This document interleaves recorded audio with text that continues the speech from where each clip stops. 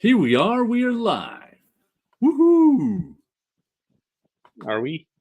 We are. Yes, It's we all are. exciting. It's hmm all exciting. hmm Nothing but thrills here tonight on the Yeah. Cavern of Chaos.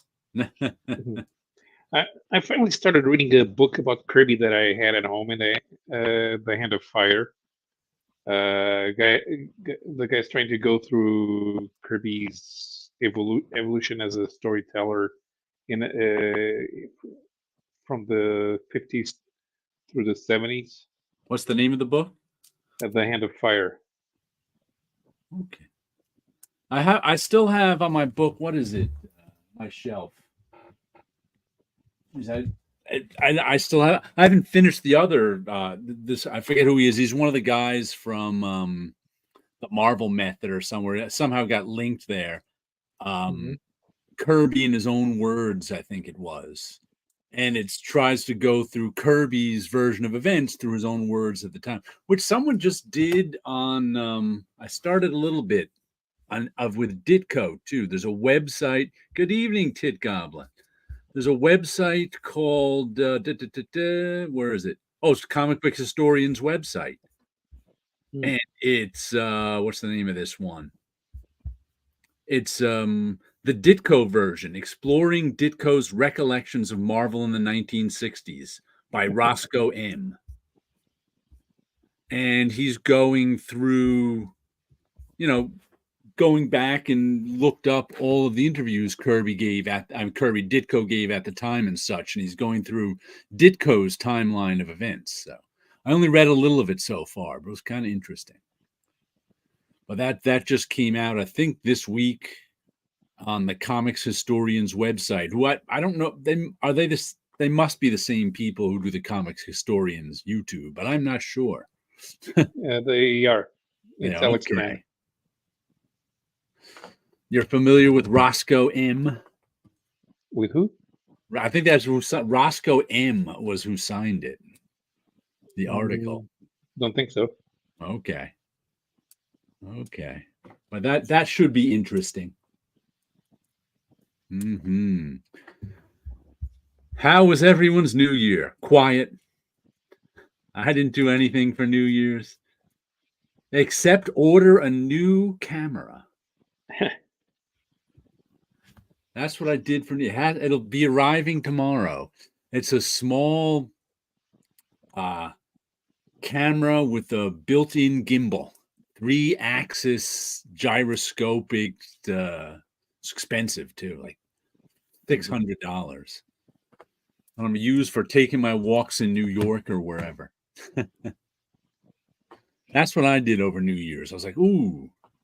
I saw, matter of fact, his name just flew out of my head. You know Sergio Corello? Yep. Artist from Brazil. I knew him, I think he worked in the Marvel bullpen for a year. And I think he's in Florida now, but he's been drawing comics ever since then. Good artist. But I only ever see him on Facebook. But he likes drones. And he got a drone years ago, and he likes drone photography, and he joined some drone clubs or whatever.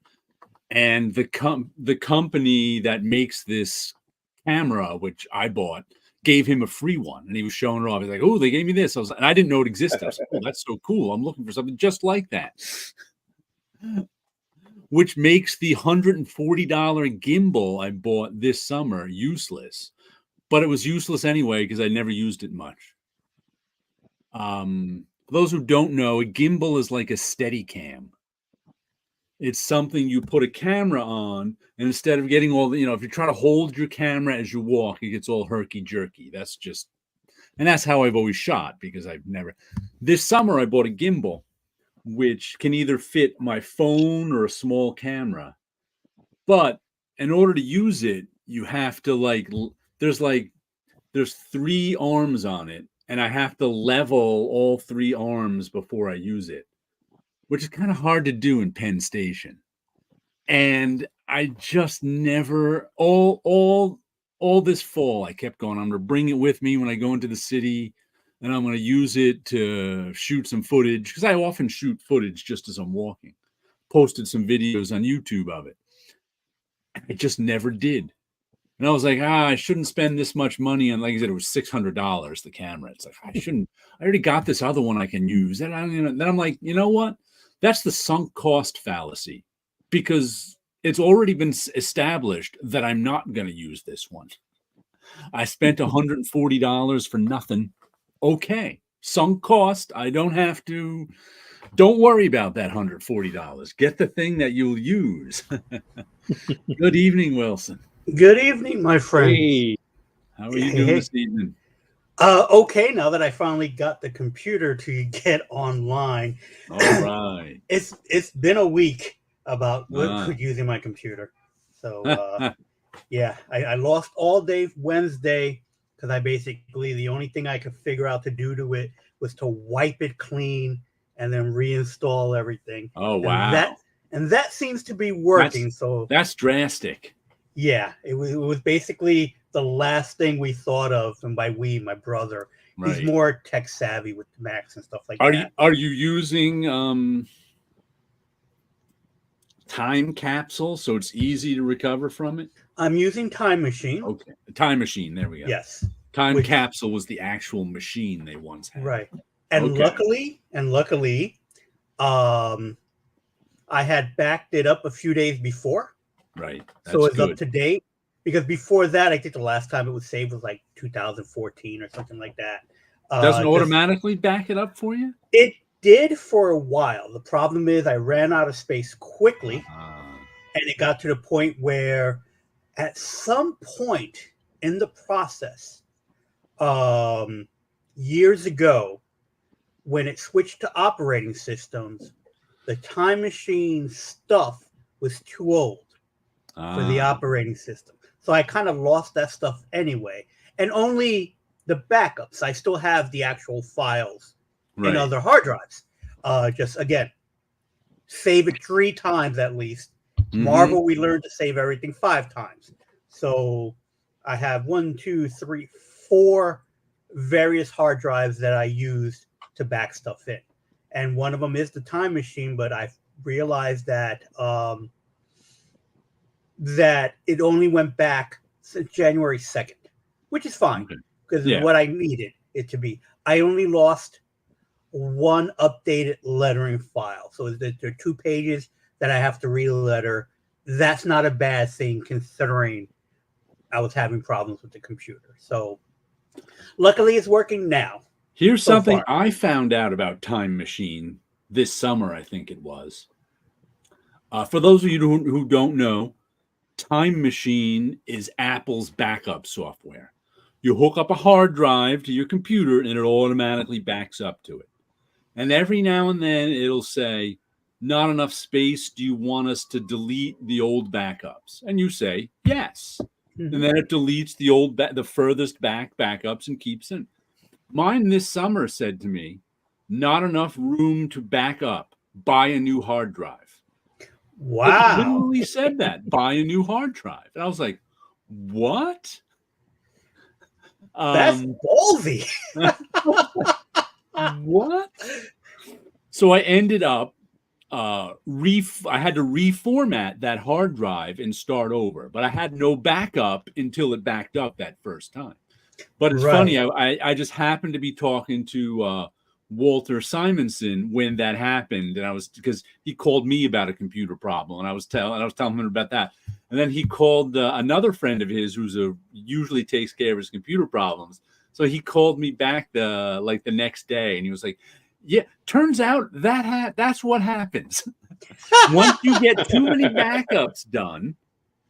It's just it just gets to a point where it cannot back up anymore because it fragments everything and takes away fragments. And at some point, it's just like buy a new hard drive. And it literally told me that. It said, can't back up anymore, buy a new hard drive. I was like, what?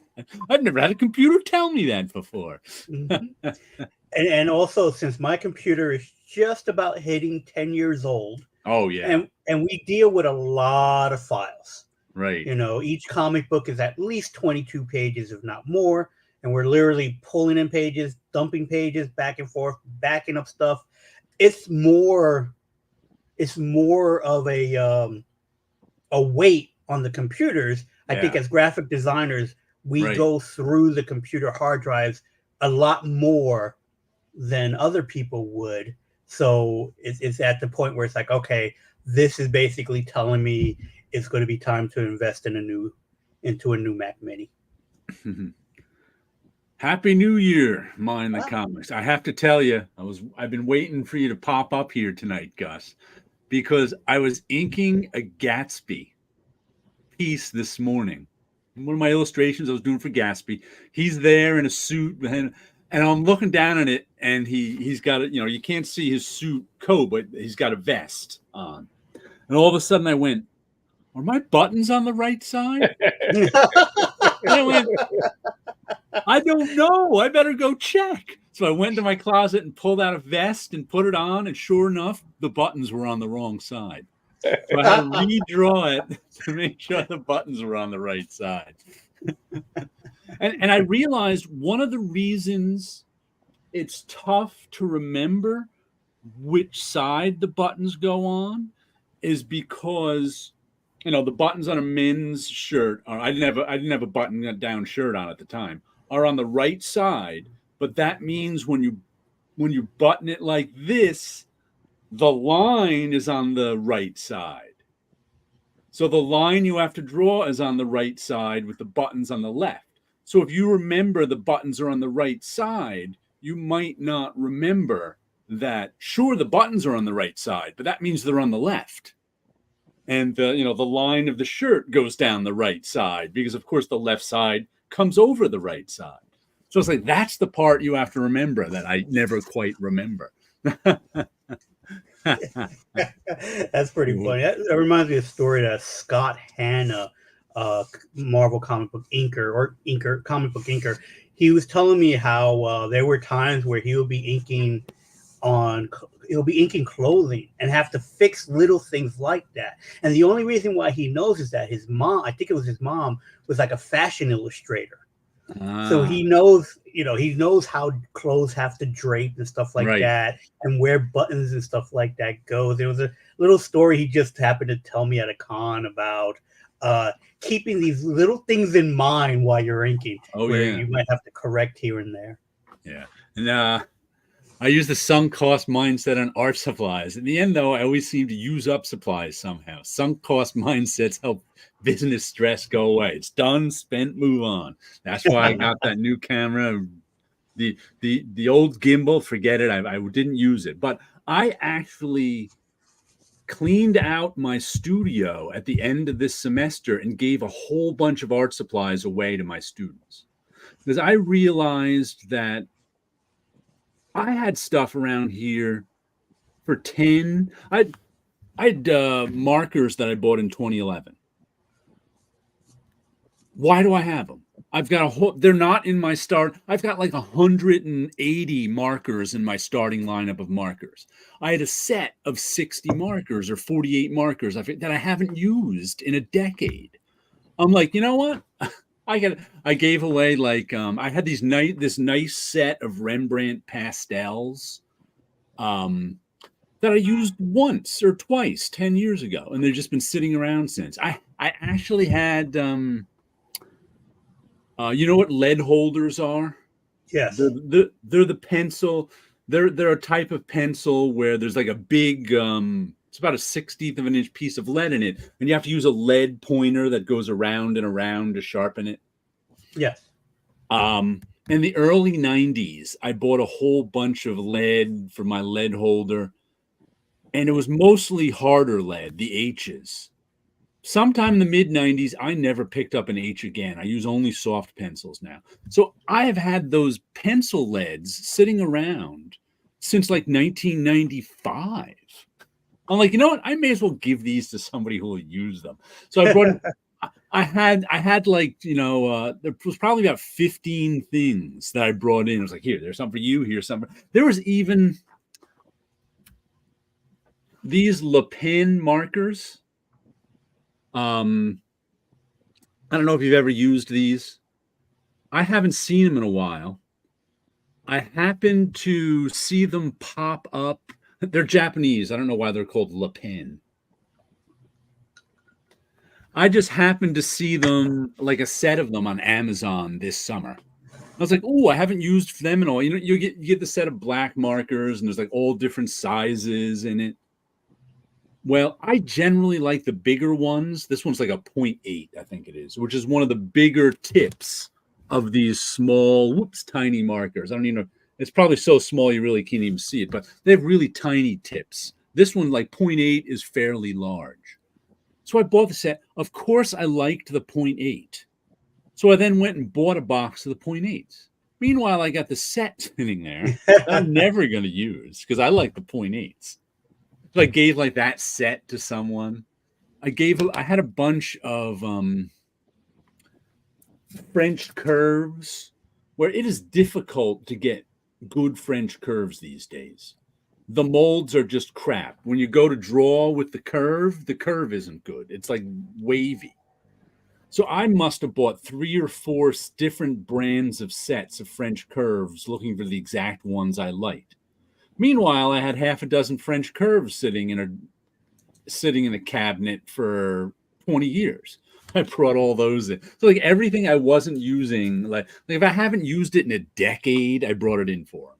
I was just like, you know what? Because I also love to try out art supplies. Right. Like I bought one. I gave away the regular pastels because, like I said, I wanted to try them out back then. And I like another 5 or 8 years ago, I bought these pan pastels, which is like imagine crumbling up a pastel into a little circular pan, and then you just get something to rub in the pan and draw with that. It's like drawing with makeup. I bought a set of those years ago. Tried them out once. I don't even think I finished a drawing with them. I was just like, nope, I don't like this. Nope. I put them down, never touched them again. Let's see. Apple prompt. Hey, stupid, stop all that downloading and buy more microchips for my brain. Next step is the computer just buys it automatically. Yeah. I want to see that Gatsby illustration. Let's see. I'll show it to you. The suit is highly stylized. This is it so far. I got a color. You know, the resemblance to actual drapery is strictly coincidental. It's going to be all pink because this is the scene where she wants to push him out on a cloud. She wants to push him out on a pink cloud in a boat. So I sort of illustrated that. But it's nowhere near done. It has to get its color. Which is funny because I already did an illustration for that scene.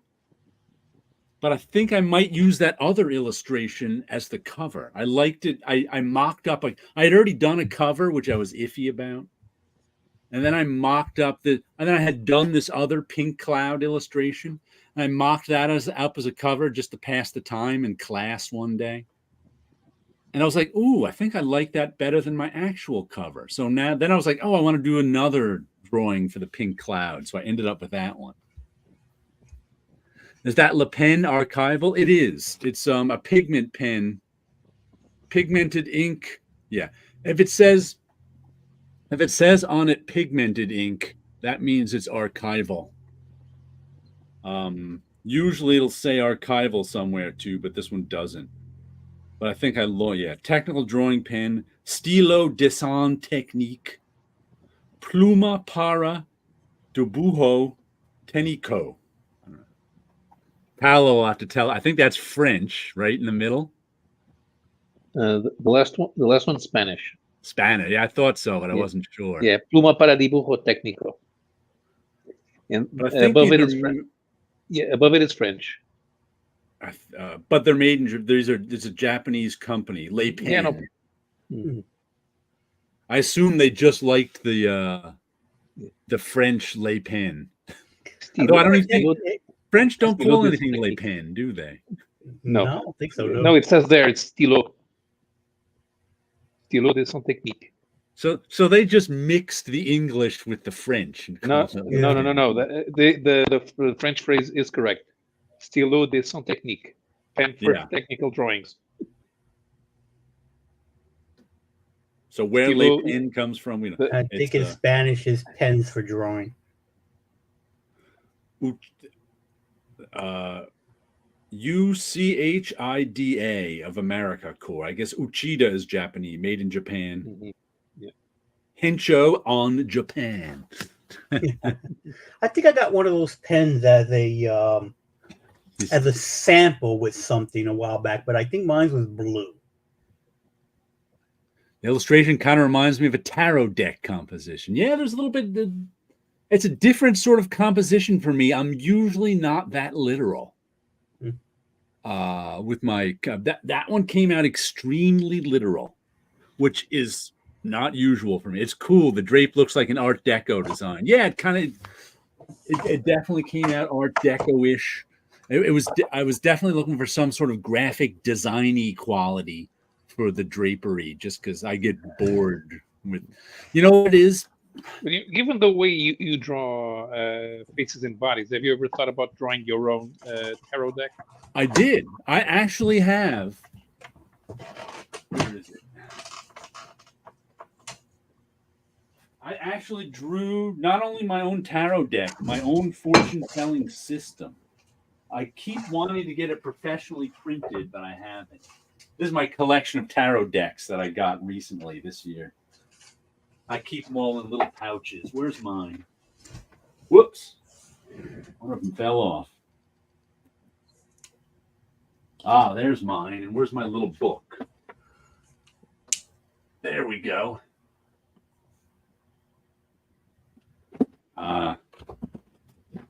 Here is my actual, I call it the Envoy Oracle deck, only because I know these things are called Oracle decks now. I never knew that when I was making it up. But I have the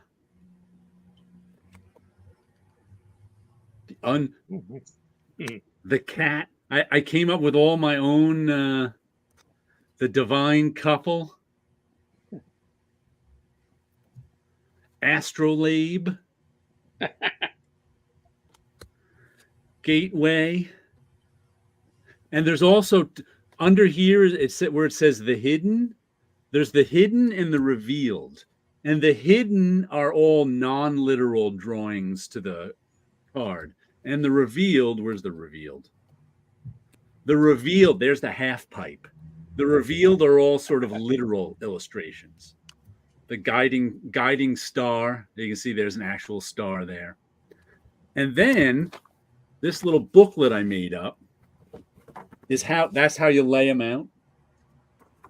Then all this is what they mean. Crazy idea, deep blue sea. Like, for example, hold on, let me get out of solo as I read. Deep blue sea is how about it? Crazy idea, re-examining your mind.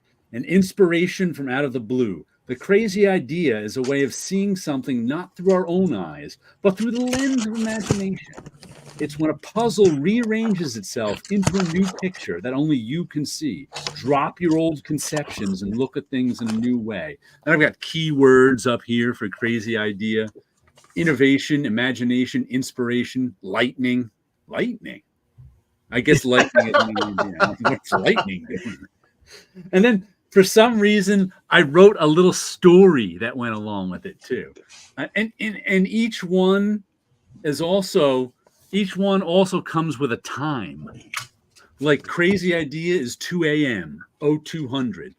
There's 48 cards, so there's 24 hidden and 24 revealed, and each one corresponds to an hour of the day. Why? I don't know, because there were 24. The crazy idea. Sarah stood by herself outside the city and watched all those who entered the gates. Knowing that her mind would never let her down, she let her thoughts drift in the wake of the crowd and waited for a single answer to come her way. A little story to go with crazy idea. I also, if you look down here, the number, let's see if I can, The number in the middle, 16, is the number, that's 16 of 24. And the two numbers on the left and right are just random numbers I put there for numerology people. They can figure out what they mean. Even so, I think you just wasted a great opportunity to fleece the marks. But I've Get your own set of tent. these cards that exist. Someday I'll get them out there in the public, but we'll have to see. You get your own tent. Go to the state fair. Go to the state fair in Syracuse. The great Jaredo. For entertainment purposes only. Yeah. And you wear your jacket. You kind of look like a wizard. Yeah. I think that would definitely work. Give it a try. Jean-Marie Le Pen and Marie Le Pen, father and daughter, are the French fascist leaders. That's who they're named after. Your tarot video is good and relaxing. That's right. I made one tarot video once. Love that deck of cards. Thanks. Very distinct. I did it, I think, in the early 2000s. Do I have a date on this? 2008 is when I put this book together. So that's probably, I did the cards for a few years over the early 2000s. This, of course, has illustrations of all the cards in it, too. But yeah, someday I'll put it together into a physical thing. Yeah, you should definitely publish it. Mm-hmm. So I got all that work done. So I just looked it up. So the pen is by the same company, but it's not the same name. So it's La Pluma. Aha. So it's blue. Okay. Although on the pen itself, it looks purple. Huh. But it's actually blue, and then it's a fine tip. But it is the same company because it's it has the same address of the Japan location. And then it's also, I guess, Marvi is the other name for it, if that can be seen. I don't think it's seen well. Yeah, I've heard of Marvi before. Yeah, it was Marvi La Plume. La Plume. Are they're a Japanese company too? Yeah, it's the same Japanese company, Uchida. Oh, yeah. What is their name? Yeah, Uchida, Uchida. Correct. Yes, Uchida. Oh, this one says Marvi Uchida too. Yeah. Oh, okay, yeah. So it Uchida says of America Corp. And then Marvi it has a California address with a website, and then Uchida, and then made in Japan. Yeah. They make. Did you ever? Have you ever gone to jetpens.com? I know of it. I haven't gone to it in quite some time. I don't think I've ever ordered from JetPen. The last people I ordered from was I think they're based in California, but of course they have a website. Right. But they sell Japanese office supplies, and the Japanese are obsessed with office supplies. Mm-hmm. But you can also get drawing pens there and stuff like that too. Right. Jared, do you think your prolific making would go away if you got a corporate job designing? Yes. Is your creativity tied to your freelance mindset? Also a question for Wilson and Powell. Yes. If I had a 9 to 5 it and commute into a job every day, I would get much, much, much less done. No doubt about it. Because that's everybody. Yeah, basically. Although I almost feel like, and again, it might just be that I don't draw as much now as I did. When I was working at Marvel, I would come home and then just draw. Oh yeah. And I think that's different now because I do most of my work on the computer, and then when I feel like drawing, I'll draw. But the urge to draw hits me at weird times. Like today, I was on the subway. And looking at the dirty doors on the subway, I see images and stuff like that. It's like, that would be an interesting drawing. Because to me, I image to me, the image of whatever was on the door, which could be anything. I was looking at it and it's a splatter effect. And it's like, those look like trees. And then I was sitting there and I kind of created a story around what the tree would look like. And then in my mind, it's like, okay, a guy on a horse, but make him just not clear, make him white. Do you ever sketch when you're on the subway? I usually do, but I did not bring a sketchbook with me. And usually when I have a sketchbook with me, I usually end up sketching people sleeping on the train. Okay. So I need to remind myself to carry my sketchbook with me. Yeah. Before it was easy because I was always commuting. Now it's like when the whim hits me, it's like, oh, I wanted to pick up my comics today. I ran out to pick up the comics, and it's like I should have brought the sketchbook. So much of being creative is about habit. Yes. It's about you can't wait for inspiration because inspiration is rare. Yes. You have to, like you have to carry your sketchbook with you. If you don't do that, when you want to draw from jot something down, you can't. Right. So that's why you have to get in a habit of carrying it with you. Yeah, and it's like I lost that habit because I stopped commuting. Right. So now it was like, oh, I got to pick up my books. I have enough time now. Let me run out. And I ran out, sat down, and realized I want to draw something because I'm going to be on this train for at least a half an hour doing nothing. And it's like that's when it's like, okay, I could be drawing. And it used to be wherever I went, I always carried a sketchbook with me. Right. Up to probably 2 years ago, I kind of stopped carrying one with me. And it's like I need to, and I have more than enough sketchbooks here, but I also want to. I've been having the urge to get a sketchbook that's more landscape, than portrait, and it's only because I saw a illustrator's daily sketchbook that he would carry with him on the train, and he would do watercolors in it when he got home. So while he was on the train, he would draw what he would see outside, which were mostly landscape buildings and stuff like that. And it's like, I like that. And I like the change of format. Right. You know, I've actually got a couple of those. Matter of fact, I even bought, I haven't used them. I just have them. Where are they? Here we go. This one, I think I dated it back in 2022. I had this one for so long that the elastic piece that goes around it was just dead. Okay. It's just, for those of you who don't know, let me show you. I think I have one sketchbook often that does come that. with an elastic. It's a moleskin thing, an elastic piece that holds them closed. But over time, this elastic disintegrates. Yeah, it stops being. Elastic doesn't have a very long life. Not at all. So this one was just useless. So I ended up cutting it off because I was scanning this whole thing in. But I ended up ink staining the whole book. I haven't drawn anything in it, but I took a couple of days and ink stained the paper just because I had some watered down ink lying around. So the whole book is ink stained. I still don't know what to do with it, but this is a landscape one. And then I also got Strathmore watercolor landscape pad, which I haven't used, but this is long and skinny. Yeah. So you could, do a landscape on just one of those sides or both if you want. But like this one's been sitting around. I just saw this one when I was buying some stuff at Blick or Jerry's Artorama, and I said, "Oh, I'll buy." That's what I do. I always look for new sketchbooks or stuff in the clearance section and go, "Oh, I'll get one of those," and then they sit up there for years. Now I noticed that sketchbook is named Repairman, which reminds me of a video you did recently where you name your sketchbooks. Yep. I don't recall in the video. Do you pick the name on that particular date, or do you have a list? This is what I do.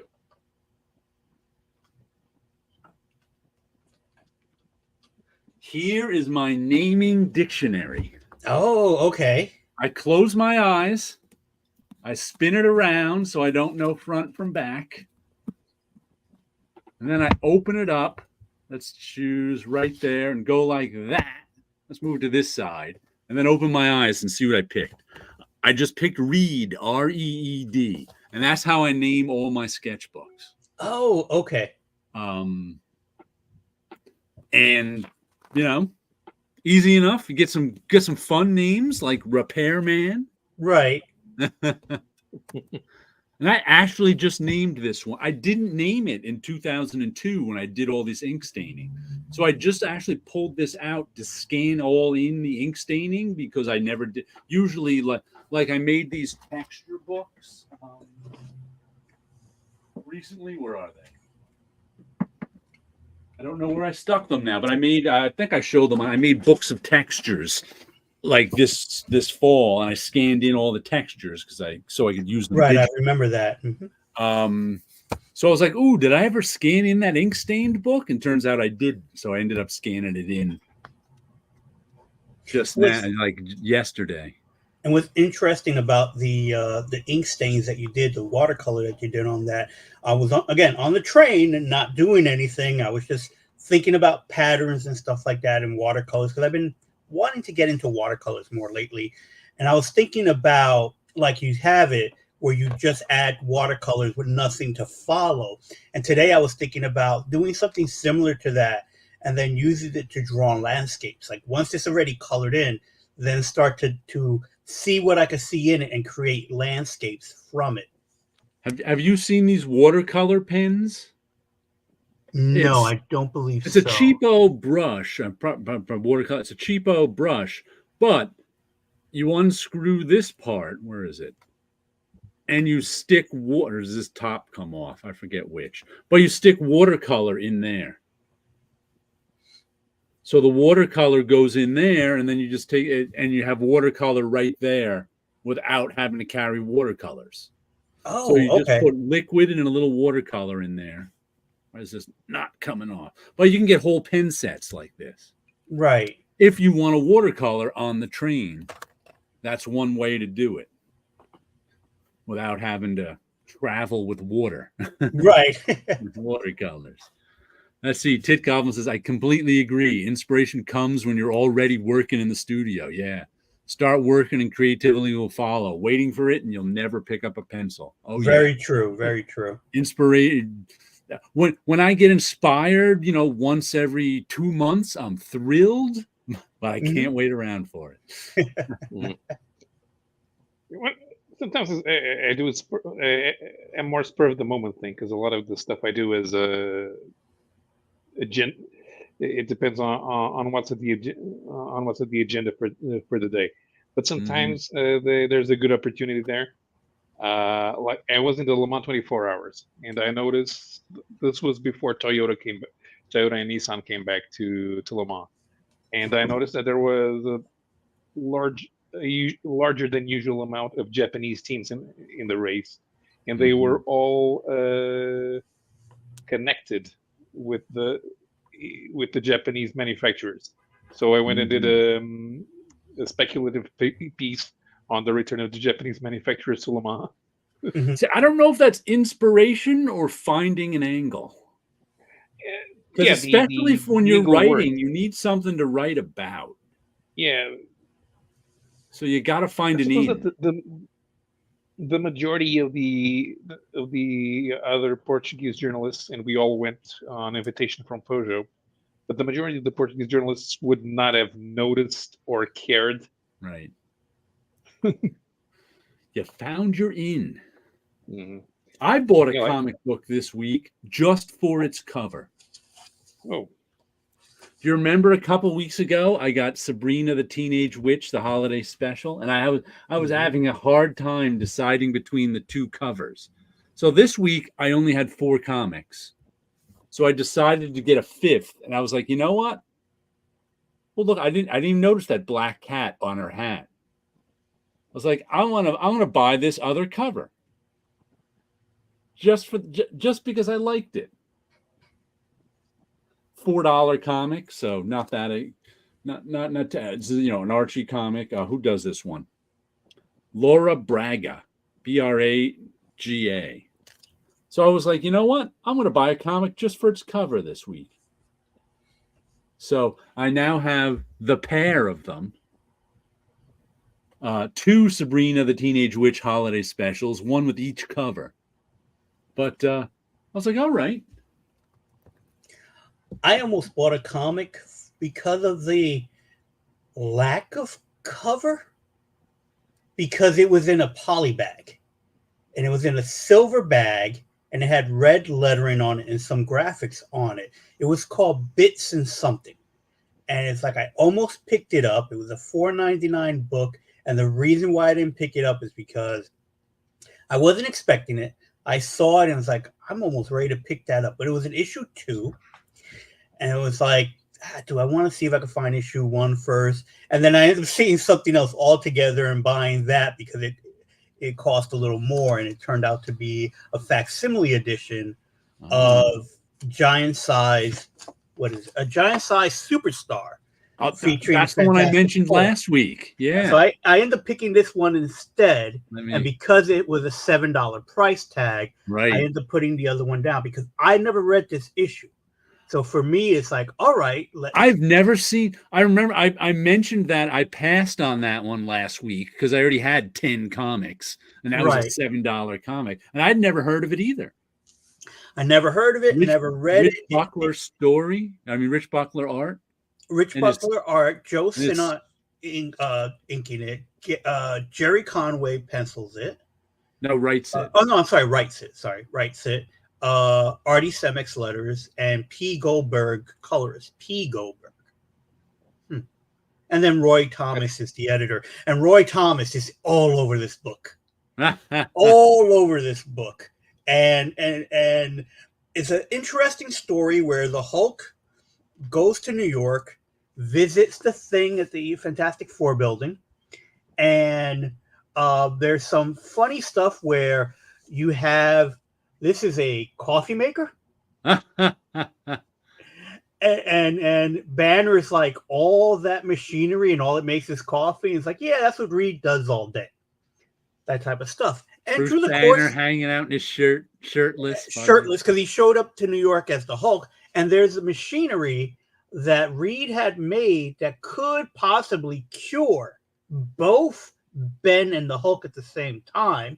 And of course, while in the middle of it, Banner starts changing, and basically the machinery, a nice explosion on the top of the Baxter building, explode! Exclamation point. Explode. There's a sound effect for you. And it turns out that the Things and the Hulk's brains switch over.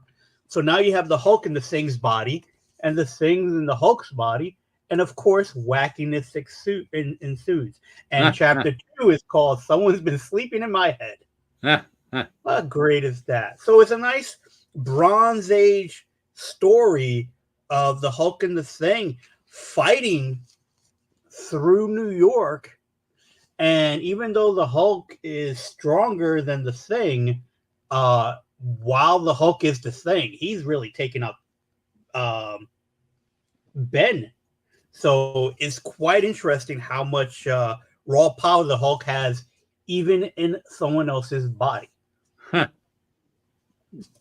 And then, of course, by the time the Fantastic Four shows up, this is when Medusa was on the team. So by the time the Fantastic Four shows up, we're not sure who's who. And then Reed, being the genius he is, does figure it out. So a fun story, a 2-page thing that Roy wrote. Not too sure what it's about. And not only that, it just continues. It's just all Roy. It's an all Roy issue. And then it has a nice rogue gallery. Okay. In the back. I could only assume it's Jack Kirby artwork, or or the artist was asked to draw like Kirby. Because it looks like Kirby, and then at the same time, it kind of doesn't. And I don't know if it's just the reprinting of it. Well, that issue's got a lot of Kirby swipes by Buckler. Okay. I don't know if he drew that stuff in the back, but Buckler was famous for swiping. Right. So maybe these are all Buckler. Because it's just slightly off, and I can't tell what it is. And it may just be Buckler swiping. I haven't really read everything, but there is just so much text and vital statistics. That's I think that's all Roy. Yeah. So when I say he's all over this book, he is all over this book. But Huh. it was fun to just peek into the Fantastic Four during a during the time period I was not reading those books, and Roy's soapbox as Okay. well. But again, it was just because it was like I never read this. This seems pretty cool. Giant size, so I figured a big story. It does kind of ends, um, so we don't really get. I would say a full ending, meaning it goes back to the status quo. Spoilers Right. alert. They switch back to their own bodies. But again, it just kind of ends with Ben saying, "I should not have got out of bed today."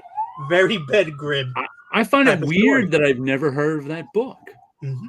So I don't know what it That's the first reprinted. giant size. That's Oh, the is very it? first That was the giant first. size of all of them. Yeah. You would Mhm. think I would have heard. I mean, it's a Thing versus Hulk story. That's the sort Right. of stuff I paid attention to back then. The Because other I've thing never heard about anyone it, mention it. I've what never year? heard. Superstars #1 became Fantastic Four #2. It changed name. But that's the first giant size, and I think they didn't know exactly how they were going to play it out because the Avengers have two giant sizes, which are part of the Celestial Madonna storyline. They interweave with the regular title, for example. But then the experiment only lasted 2 years, so it's 73 to 75 that you have the giant sizes, and in 75 most of the giant sizes are reprints only. Okay, yeah, because there's nothing in here that I was able to even find a print date because the indicia is the current indicia. So there was nothing really to indicate what year it came out. But I figured, yeah, this has to be obviously a 70s book, but I never found it. I never picked it up before. The first Giant Size giant. Superstars is a May cover date, which means it came out on February or March 7th. Yeah. Tit Goblin would argue that finding an angle is a form of inspiration. I can see that. The distinction I'd make, though, is to me, inspiration is like a bolt out of the blue. Finding an angle, you're looking. You're looking for inspiration, if you will. But when you're writing, you have to go after the inspiration. Right. So I don't know if that's really inspiration, but I mean, it could be. It depends on how we classify things. But I would say to me, the distinction between finding an angle and inspiration is a bolt out of the blue. And finding an angle isn't. You're often in finding an angle, you say you're looking for inspiration. But as we said, looking for inspiration doesn't mean you'll find it, is always the problem. Often you'll be looking for inspiration and settling for something else. There seems he had trouble transforming the Thing's face under the Hulk's personality. It's hardly seen. Oh, okay. What do you think? Did you think the Hulk's, the Thing, is the Thing's face with the Hulk's personality transformed in any way? It looks, well, in this panel, it kind of looks different. Oh, yeah. That one panel looks kind of like the Thing. Right. So there's that. As far as the Thing as with Banner's or the Hulk's brain in it, there's I'm not sure if it really translates. No, it looks like the Thing mostly. Yeah, So I don't. That's a tough distinction to make. But Buckler had one Thing face. Yeah, he didn't have a lot. Byrne could do different faces for the Thing. Right. Which is kind of funny because for normal humans, Byrne only has one face. Another thing I got this week is I got those issues of ginseng roots that I ordered from eBay. Let me show them to you. We got 1, 2, 3, 4, 5, I like that wolf or fox. 6 and 8 is the last one. And I got these off of eBay for, with shipping and tax, $28. Which is $4 an issue. That was good because the first 2 issues are $5 color price. The rest are $6. So if you remember, I was contemplating whether to buy these from Uncivilized Books would have cost me, I think, $70 for all the issues I was missing. And I actually did find issues 10 and 11, which I Raiders of the Lost Ark last week. And they were in a place I already looked. But I looked again and they were there. You know where they were? They were in the Craig Thompson section. Except I put them at the beginning of the T's and not under TO. So they were about 4 to 6 inches from where they should have been, and I couldn't find them. And then I actually went to I started looking for so with these, I'm missing issues 7 and 9. So I said, let me look on the Uncivilized Books website for 7 and 9. Why not? See how much they were. And 9 was $6. And they had, I got the thumbs up. And they had issue. I didn't realize this in the Uncivilized Books website. There's a dings and dents section where they sell their stuff at a discount that I guess is a little damaged. So they had issue 7 for $2. So I went, oh, sounds good to me. $2 and $6 makes $4. And then it was like $5 shipping. So altogether, I got them all the issues for about $4.25 a piece. I think it ended up averaging to, which, is good enough for me. But yeah, now I'll have all of Ginseng Roots when those 2 issues get there. And I got something, I don't even remember what it was. I got something else for like a trade paperback for like their discount section for like $10, where I just liked the art. I liked the cover. And I was like, you know what? Since I'm already paying $5 shipping, I'll get this other book that looks good to me. Yeah. Let's see.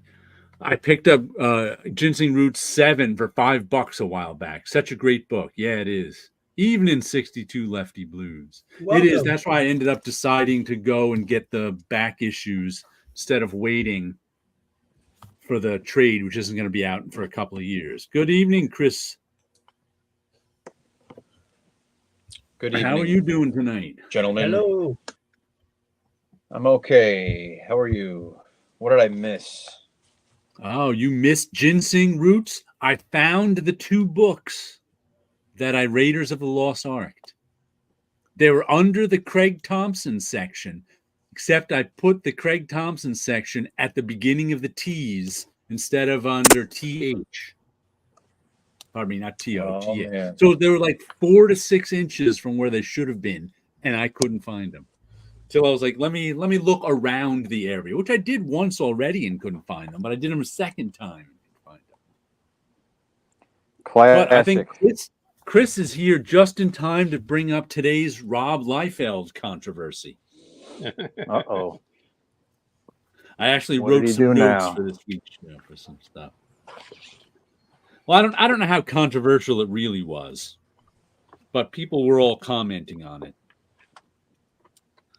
Rob made the comment that, and once again, this is only referring to Marvel and DC superhero comics, obviously. Where he said something about, and of course he didn't phrase it very politely. He thinks comic artists today are too afraid to be cartoony and exaggerate. They do everything from 3D models and reference. Don't necessarily disagree with him. I might disagree with the word afraid. I think they both have nothing to do with each other. I don't think so either. I think, once again, from my time in Marvel, I know it's the people who do the hiring who set the styles. A lot of people tried drawing like Rob Liefeld in the early 90s because that's who was getting hired. An editor would say, oh, this guy kind of draws like Rob Liefeld. I'll hire him for this job. That's what happens. And I think there are people who liked, let's put this in quotes, realistic artwork. So, oh, balloons. How come we get all air quotes brought us balloons? Chris missed it. He was looking down. See if we can get it back for him. Nope. They gave us 1 balloons. There, Chris, look, confetti. I think what triggers this sort of thing? Is somebody just pressing a button somewhere? There we go. I think it only works for the host. But if you do thumbs up, it gives balloons. If you do double thumbs up, it gives confetti, but it doesn't always work. If you do peace sign gives balloons, double peace sign gives confetti, thumbs up gives a thumbs up. There we go. And double thumbs up, what did that do? Gives fireworks. Fireworks. Yeah. Wow. Yeah, but only for you. So only for me, only for the host. If we try to do this, it does nothing. Nothing. Yeah, it does nothing for us. It's just the host. And I've done it before and it's done nothing. So who knows why it's doing it a lot this week. I think but it got a whole bunch of people commenting on what's going on. The thing is that most artists that are hired by Marvel and DC have very few artistic references, and that's how it's. So that's not so much that they're afraid to try new stuff; it's that they have no idea how to get there. See, I don't necessarily know that, but I know that it's their sort of realistic style that gets them hired. But they're not realistic at all. You're not. That's why I put realistic in quotes. Defining realism is a whole other thing. Sure. Okay, so they're not. I'll define realism in that particular little genre of superheroes as making the superheroes look like they exist in the real world. I'll put Alex Ross at sort of the head of that genre. You would believe Alex Ross's superheroes exist in the real world. And now, of course, no one can do that as well as Alex Ross and do it in different ways, but that's kind of the idea. But I don't think that these guys are not that they're not cartoonists. No, they are not. But they're not realistic. I mean, they're trying to draw. Realistic and superheroes really don't go together, but that's the only word we have, even though it doesn't really fit. It's not realistic. It's naturalistic because if we go back to Alex Raymond is very much inspired by the traditional depiction of heroes in antiquity. So I don't even know what I'd call superhero comic book work that's done from 3D models. I don't know if there's a name for that. But whatever that name is, that's why they get hired. So it has nothing to do with them being afraid to be cartoony. No, the 3D models are for the mundane scenes. They don't want to draw people standing and talking, so they pick up a model and they look stiff. Yeah, I said I don't know what to, but I don't think it has anything to do with fear. I think it has to do with that. That's the skill set that the editors want right now. Yeah, that's the job. Right. They were hired to do this job. That's the job. That's just what the job is now. Right. That's what the job is. The job isn't to be Rob Liefeld in 1989. No one who does that will get the job. You might. No one who does that. Job. What was that? I said no one who does that. No one who does that? Because you stumbled on a word and I jumped on you. Okay, I didn't That's even what we know do. stumble on a word. Sorry. You said nobody does that. Nobody does that. That may have gotten you a job in 1990, but it won't get you a job in what year is this? 2024. What'll get you a job in 2024 is working from 3D models. Whatever we want to call that. I don't know what. It's not even the working for 3D models. They're working for the page rates are stupidly low. And why should they put right. There's that too. Why should they put in any effort? Right. It's cheaper and easier and faster. I think there's still a lot of effort put into it. Yes, but you're right. We don't want to. There is effort, but I don't know. They're aiming at a different target. It takes less effort than drawing out of your head. Depending. I mean, there's some people draw their head with no effort. So. But if you want to do whatever that realism is they were hiring for, it takes less effort to do it with 3D models. If you wanted to photo reference all that stuff, it would take a lot more time than 3D modeling it. Good evening. Hey, right now I'm working on a sketch cover. Hold on, let's see what he's got here. Solo layout. Sketch cover. Oh, he's even doing the D&D logos. Ooh.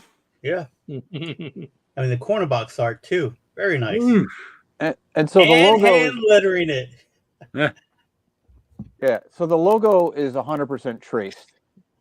Mm-hmm. And I think there's like people often point to people that trace as like they're getting away with something or they're making it easier. No one says that about easier. It's certainly easier to trace a logo than to just do it freehand and get it looking right. But tracing is hard. And it takes tracing is difficult. Is very cool, Chris. Thank you. Gus, you can call him Gus too. I think that I've learned that like a lot of things that I thought were corner cutting techniques. So this is going to be easier because I'm just going to do, they're just swiping this thing and they're swiping pen. They're just it's like doing that. I think often winds up being more labor intensive than if you just made it up on the spot. It all depends. Like if you're doing what you do and are making your own version of some classic cover,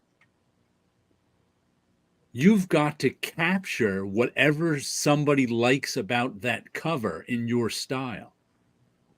So if you were to not pay attention, you could easily mess that up. So that's kind of its own skill. Because I've seen like homage covers that are just dull. I got another example. Mm-hmm. Eric Larson recently, like maybe a couple of years ago, he did an issue of Savage Dragon where every page was kind of in the style of a different classic cartoonist. Oh. So there's like a family circus sequence, a peanut sequence. Yeah, and so you think like, oh, you're just copying this thing, but it's like he ended up taking them like 10 times longer. And Mike Allred did the same thing with an issue of Madman.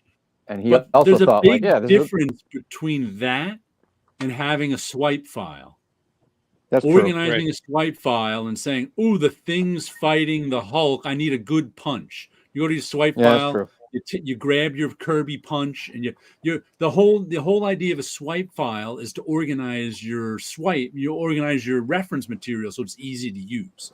Without that easy to use reference material, swiping is more work. But that's what guys who use reference material. I can remember. I still have it somewhere. I have like my first or second years of college. I got this Xerox sheet from my teacher that he picked up somewhere on how to organize a swipe file, not for comic books, but for like commercial art in general. How to organize it so you can find stuff.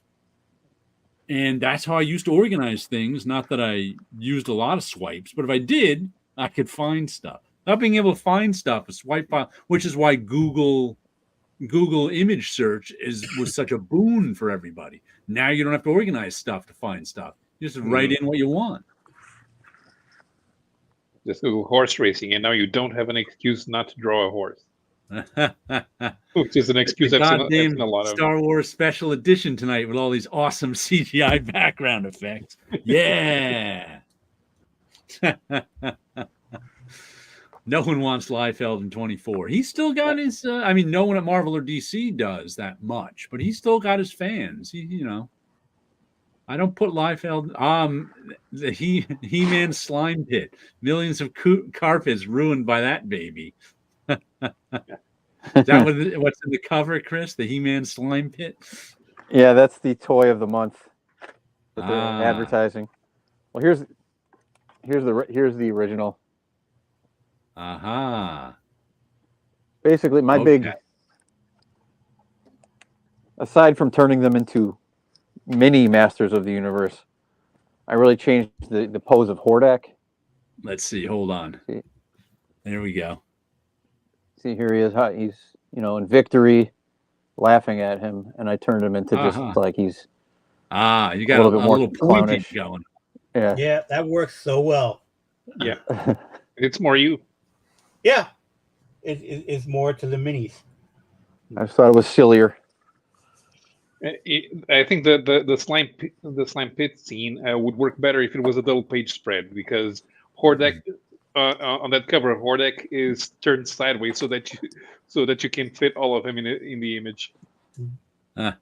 Let's see if there's any double page. I think this might have been before. No, there was a double page, but here's one. Here's a splash page inside. Let's see. Oh, slime pit again. Oh, nobody laughing at him. Yeah. And Tit Goblin says, dried slime pit on the carpet will shred a kneecap in seconds. 80s, 90s childlike. There was a legend, so I don't know how true it is, that Mattel would pay, if you contacted Mattel, they would have paid for the slime to be removed from your carpet. I don't know if anyone ever took that offer, but apparently there was enough people complaining about the slime that Mattel said they would pay for any carpet cleaning. Don't know if anyone actually ever did that. Also, it looks like the type of thing that 5-year-olds would try to drink. The 62 Lefty Blue says Liefeld has been busy over the last year. He did Deadpool issues and covers. There you go. Oh, gross. Those are the oddballs. Hold on, let's get them up close. Mad Balls. There we go. Didn't Smitty do something with Mad Balls? He drew some comics. Okay, yeah. So they work. Okay, yeah. Very nice. Smitty is Brian Smith, for those who don't know. Former Marvel and DC editor and artist and writer. Writer of Officer Colossum, right?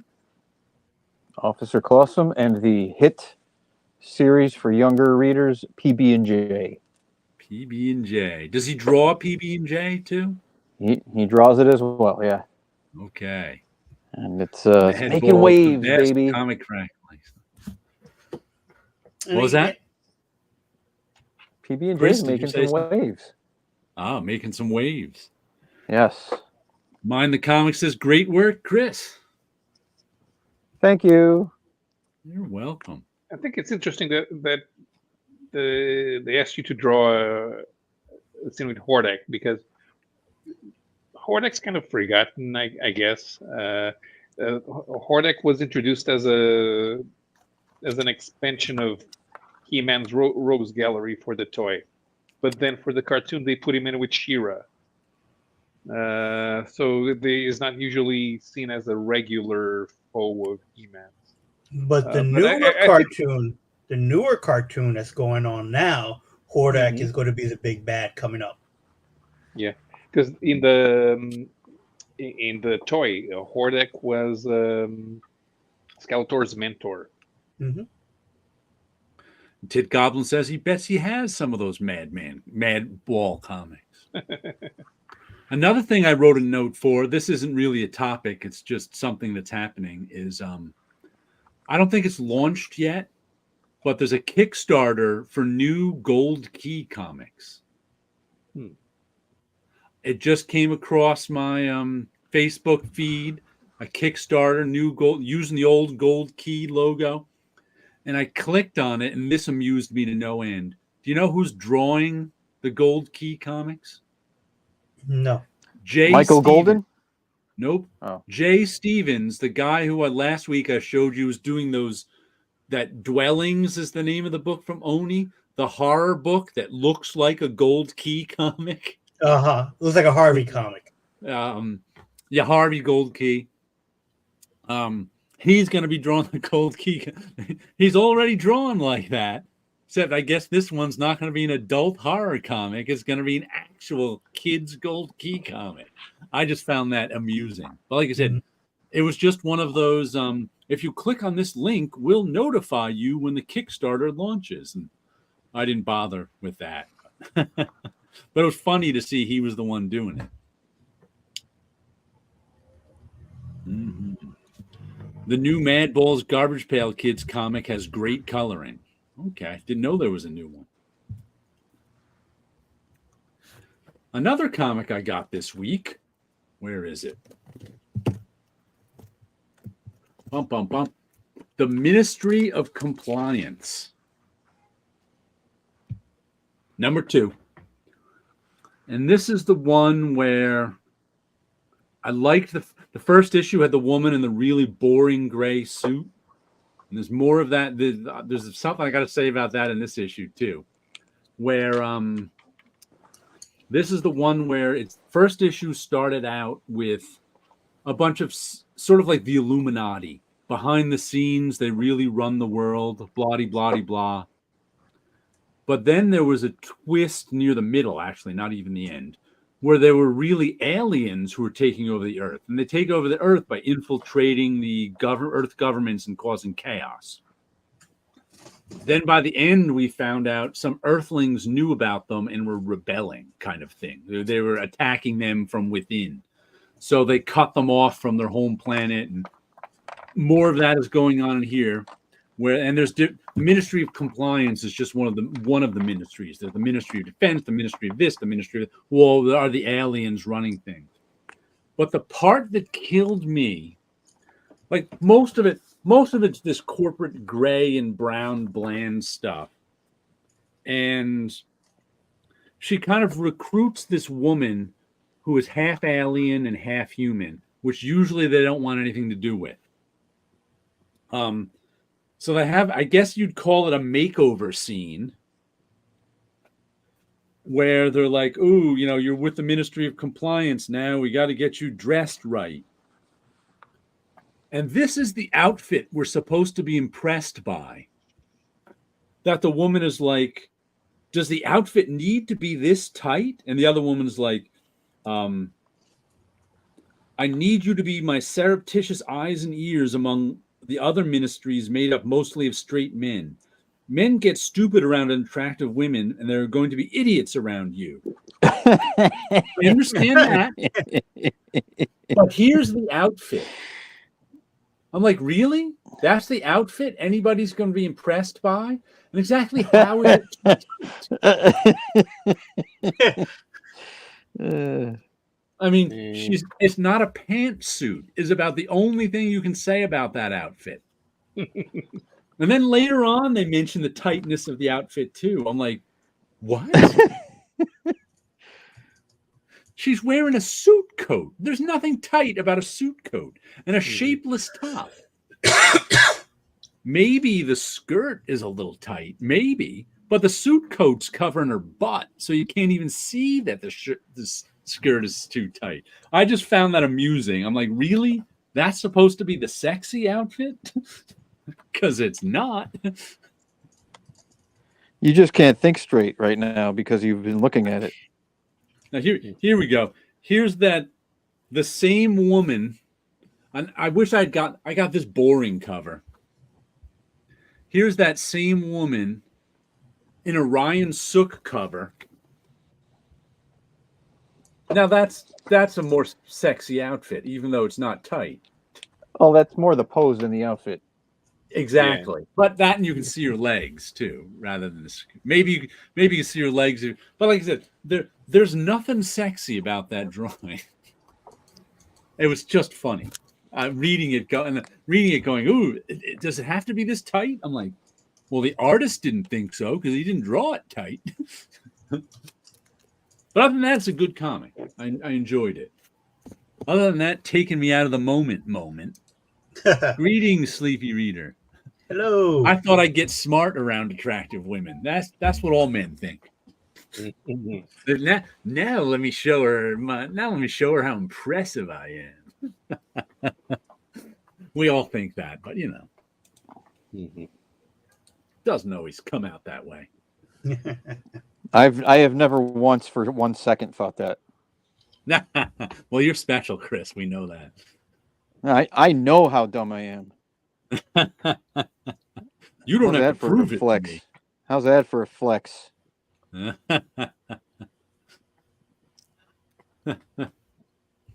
the other thing I wanted to mention last week, but forgot, so I wrote it down for this week, is the CGC controversy / fraud that's been going on. Have you guys heard about that? I've seen that. I've seen that. And I'm hoping you would explain to me what is this?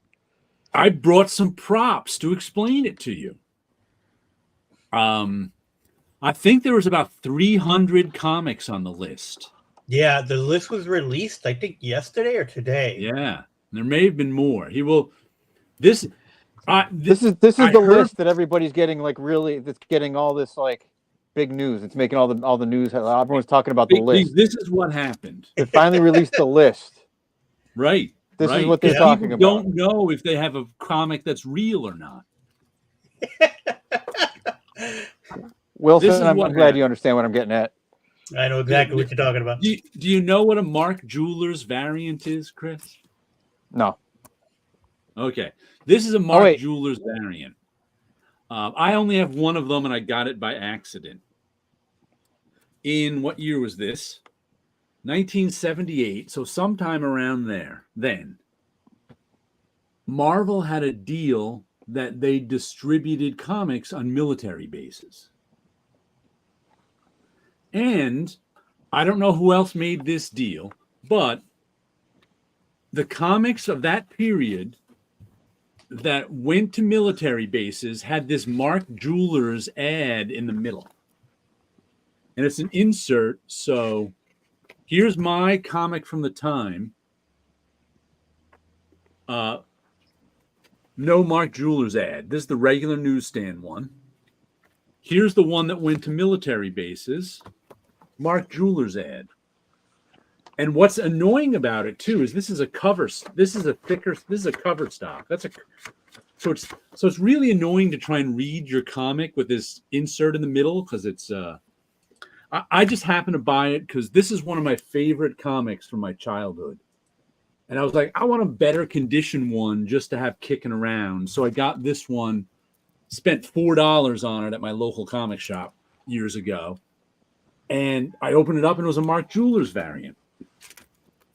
Now, because comic fans are crazy, this is about the CGC scandal, which is an actual scandal. I mean, there's fraud going on, not CGC's fault. But because comic book fans are crazy, a Mark Jeweler variant is worth more than a regular one. Not only that, a 9.8 is the highest grade you're going to get. And a 9.8 of any comic is worth 5 to 10 times of a 9.6. So what this guy did, and he did it with a few different ones, but this is how I don't know how he did it with all of them, but how he did it with this one is, first of all, he figured out how to open a CGC case without leaving traces of him opening it.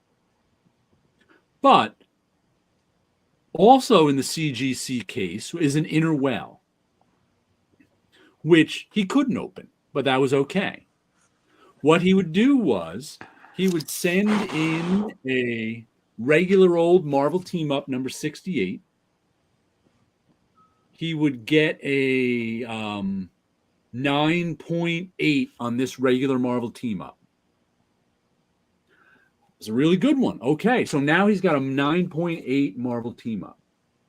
Meanwhile, he sends in the Mark Jeweler variant, which is maybe a 9.4 or a 9.6. So he gets back, let's call it a 9.4, Mark Jeweler variant Marvel team up, which are already worth more than the regular Marvel team up. Already the 9.8 is worth multiple times the 9.4 he's got, many times. So then what he'd do is he'd open both cases without leaving a trace. And he'd take the Mark Jeweler one, slip it into the 9.8 regular one, send it back and say, can I have this recased because you guys missed that the Mark Jeweler insert? So CGC would just get it back and say, oh, we missed the Mark Jeweler insert. But they wouldn't regrade it because it's not tampered with as far as they can tell. And, you know, at a glance, a 9.4, 9.6 looks like a 9.8. So they'd just slip it into a new case. And now he's got a 9.8 Mark Jeweler's variant instead of a 9.4. So all of a sudden he could sell his $200 book. I think he got $1,800 for his $200 book. And that's what he did with 300 comics. He would have them, he would send them back in to have them recased and say, oh, you missed this. Oh, you missed that. I don't know if they're all Mark Jeweler variants or how he did the other ones, but I know he got caught on that one that was a Mark Jeweler variant. But he had been sending them in for years. He would have, like, he couldn't get into the inner well, but he would slip a 9.4 or a 9.6 into his 9.8 case and send it back and say, oh, could you recase this? Oh, you missed this. And they would just recase it because, like, I mean, it happens in coins and cards all the time. I forget what there's a name for it, where if you're looking for a Gem Mint 10 and you get a 9.8, you just crack it and send it in again. And you send it in enough times, you'll get a 10. Because the difference between a 9.8 and a 9.6 is somebody had a bad cup of coffee that morning and took off a point, you know. It's a judgment call. And I know people do it in baseball cards all the time. They just resubmit the same card over and over until they get the grade they want. He wasn't even doing that. He was like getting his 9.6 or his 9.4s, putting him in a 9.8 case, sending it in, say, can you recase this? And they'd recase it, and he'd be making tens of thousands of dollars on. So now if you bought your first appearance of Punisher 9.8, Amazing Spider-Man, what is that, 131, 132? I can't even remember. You don't know if it's a real 9.8 or not. It might be a 9.6 slipped into a 9.8 case. So, yeah, and I think what it was that fans caught it, not CGC themselves. I think fans caught it. Yeah, right. Fans. Some guy looking at it online noticed that the serial number was from another book or something and started looking into it and saw one. I don't know how he figured it out, but he figured it out. It was also an obvious spine roll on one of them, on one of the books, and he's like, okay, so this book was really from this case, right? So I was curious on what he was changing. I thought he might have been just changing the tag on the top. No, he'd send them in to be recased. So I didn't realize that's what was going on. Oh, that's what CGC photographs everything and has an archive. Mm-hmm. So you can go into their archive and look at the books. So people, that's how they found all this. That's how like just fans found it. Right. Was they would go, like you said, there was a distinctive spine roll on something, and they'd go in and say, "Oh, this is this 9.6 serial number. How come it's in, it was a spine roll, it wasn't a 9.6. This is in that 8.0 case. How come it's in an 8.5 case now?" Because he, swapped them out and said, "Recase this." I find it funny that people seem to think it's the only time it has happened. Now, although there are only 350 potential issues, according to, that's why, we don't know. That's just it. It's all up in the air. How much do you want to bet that guy currently works at CGC? Yeah, could be. I'm impressed at how the dishonest mind works. Yeah.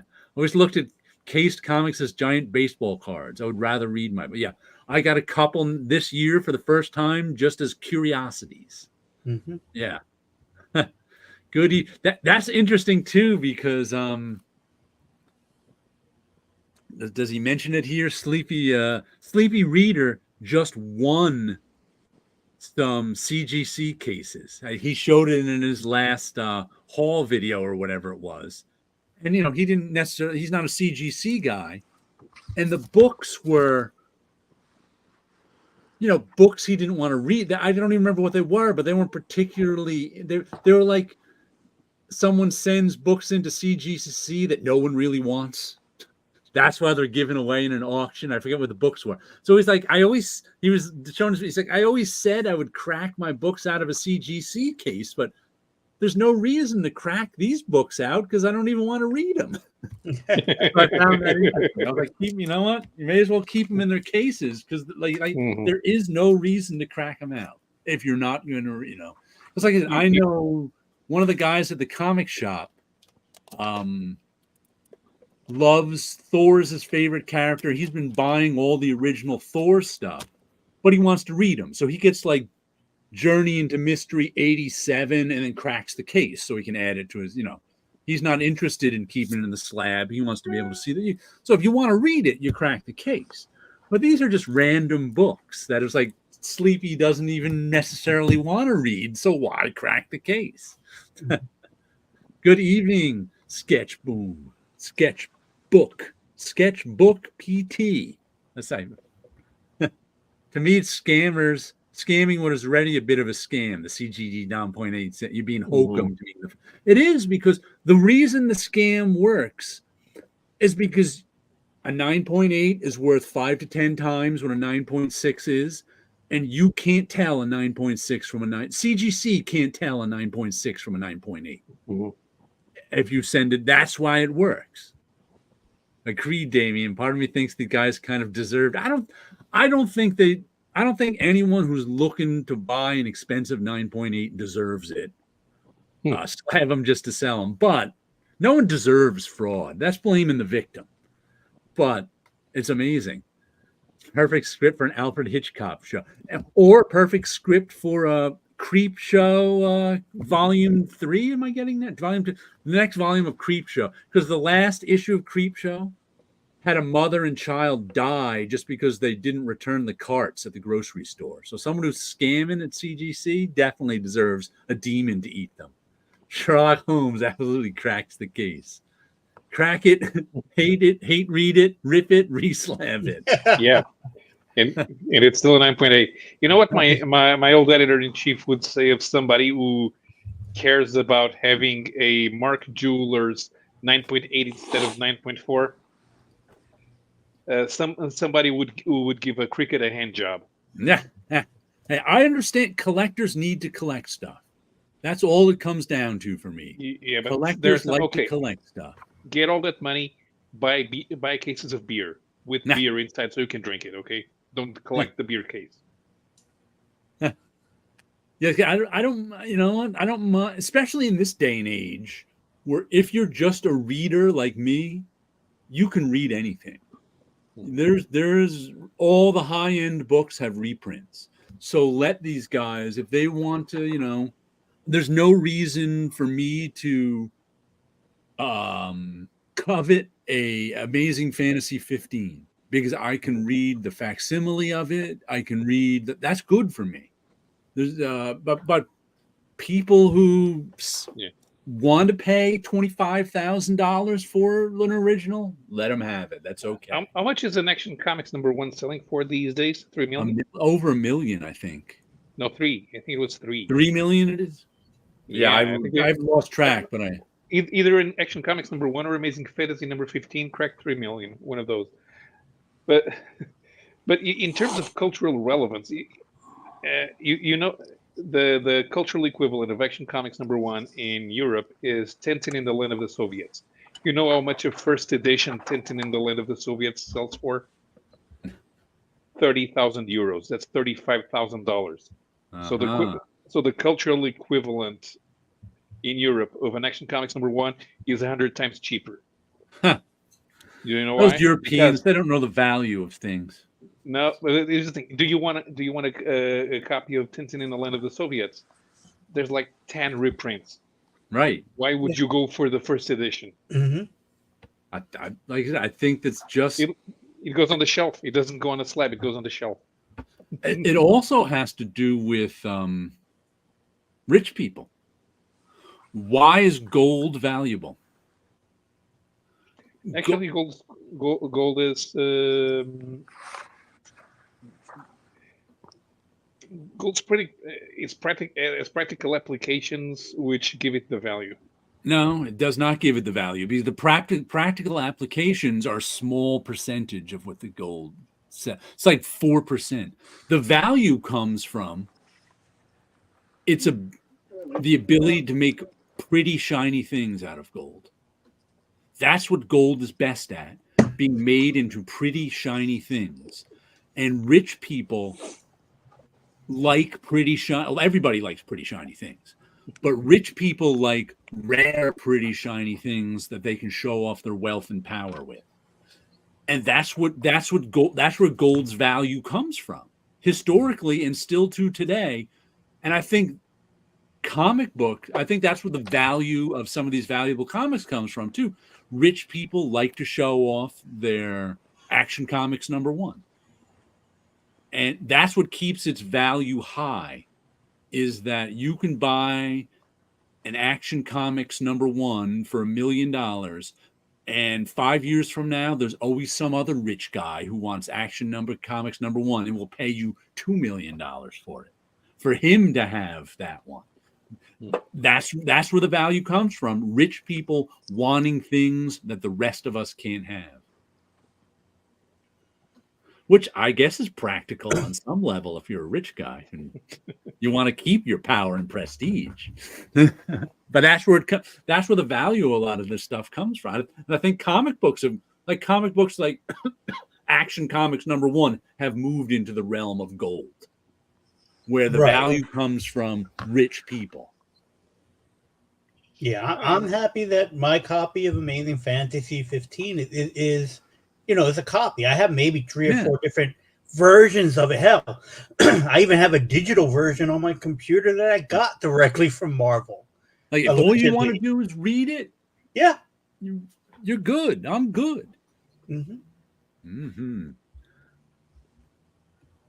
But first, before CGC, we had Near Mint. They created this nuttiness, like it.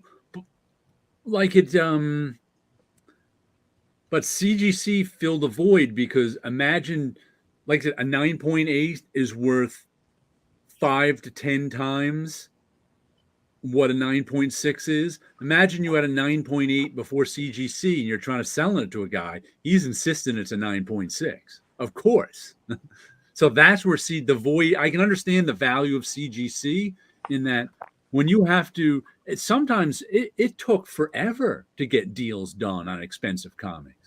Because when you look at a comic and think it's a 9.2 and the guy selling it says it's a 9.8, you're a long ways off. There's a long negotiation going on there. And CGC cut that negotiation out, which has a lot of value. So I can see there. But there are more copies of the Tintin. I don't even know. How many copies of the Tintin are there? Of the first edition?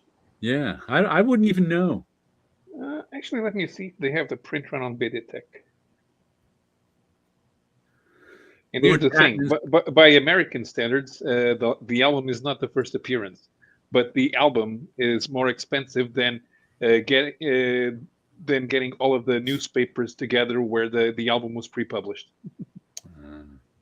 Lord Tatman Comics says people have different ways of collecting. Some want to preserve old books, some want to read them. I love them all and wouldn't bash anyone for their collecting style. Yeah, I think the preserving old books in CGC is overblown because CGC you could preserve a book much cheaper than sending it to CGC. But I think if you're sending books to CGC to preserve them, I think there's more efficient ways to do that. But I think if you're looking to preserve them and get a grade from CGC for them, that's why you send them to CGC. But just preserving them, you can do that with Mylar and backing boards and everything else, probably better than CGC, because CGC cases are only good for like 5 years, I think it is, before you're supposed to have them recased. I forget what the timing is. Well, according to the Anunnaki, I love gold.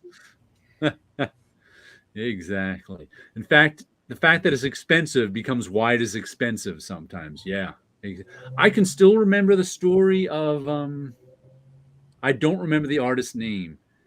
About 10 years ago, he got famous because he was the artist who painted murals in the Facebook offices and took stock instead of payment. So he ended up, when his stock matured, he ended up getting millions and millions of dollars, much more than he would have gotten in payment. And he actually, because of that, he was in the news. Howard Stern interviewed him on the Howard Stern show.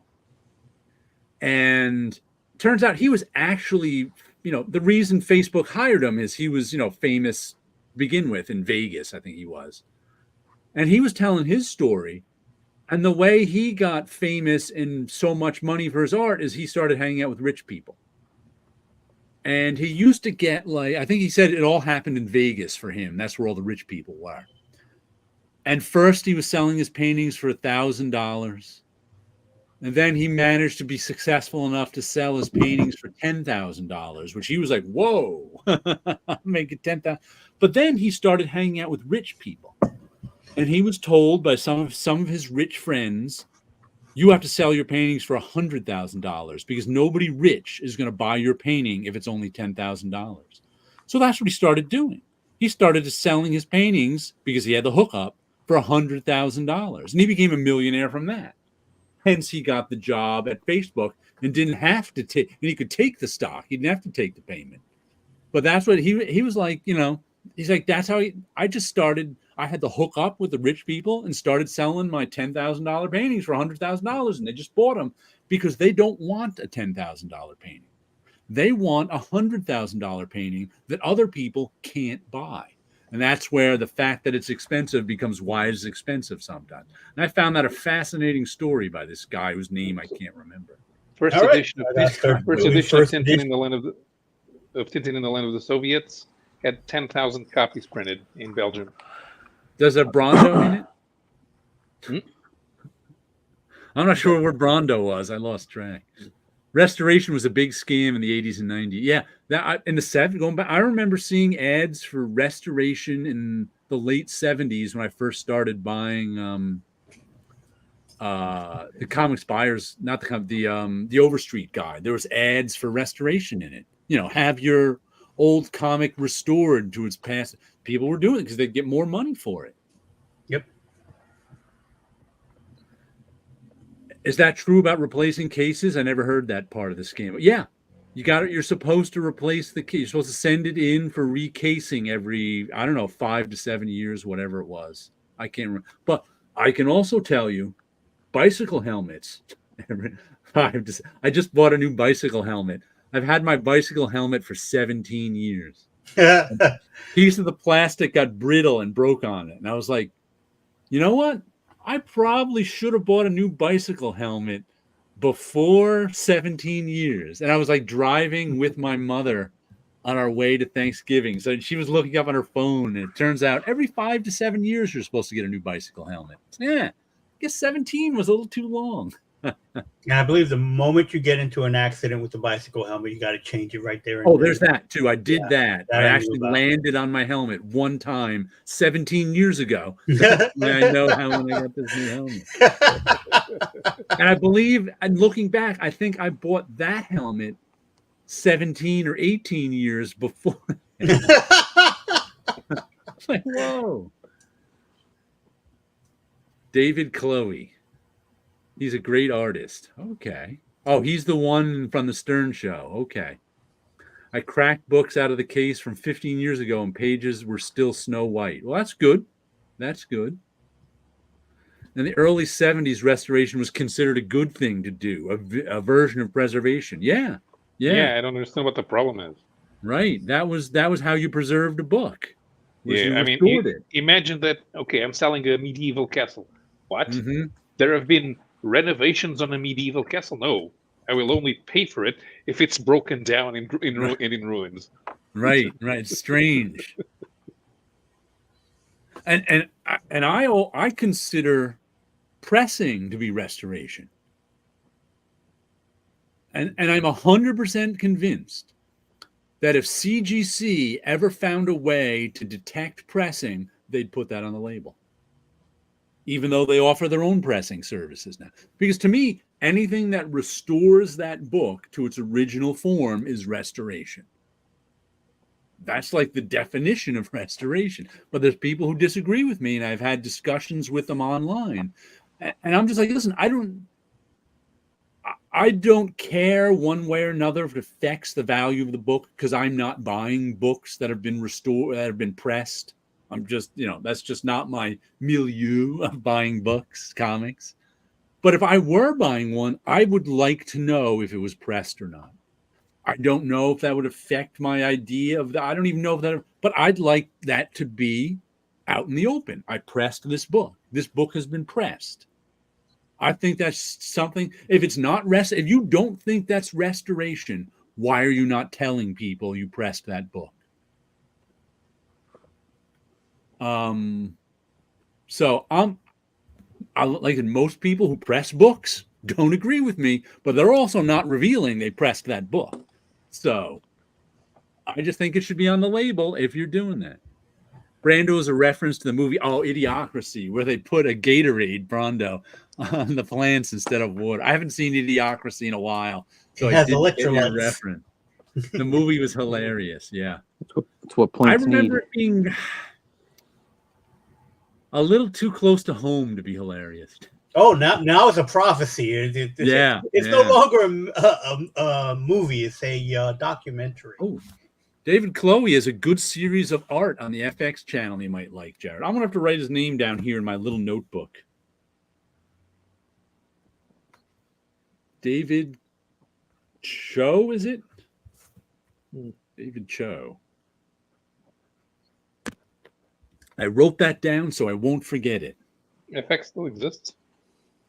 FX still, there's FX and there's like FX Special or FX Extra or something like that.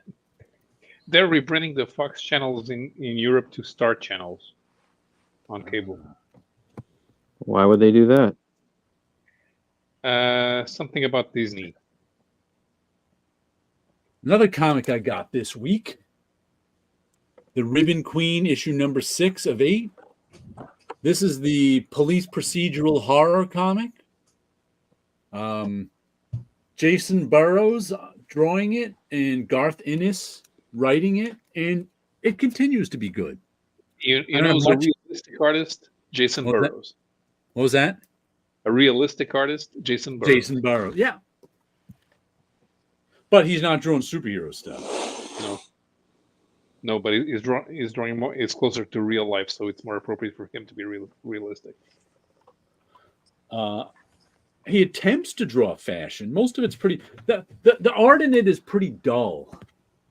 In terms of, that's the problem. He actually does draw fashions, but they're all kind of regular people, so their outfits are dull. Where they are is kind of dull, but it's well done. When the horror stuff hits, it hits really well. And he does like this. This is a very nice one. When he doesn't do dull pages, they're very nice.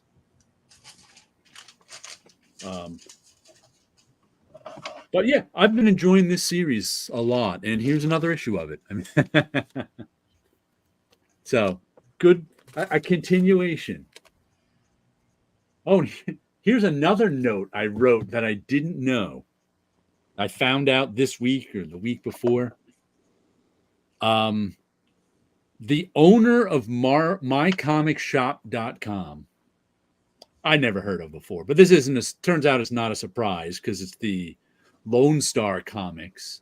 The owner of it, I guess there's a father and now son who were, I guess the father started it in the 80s, Lone Star Comics, but he's a right-wing nut.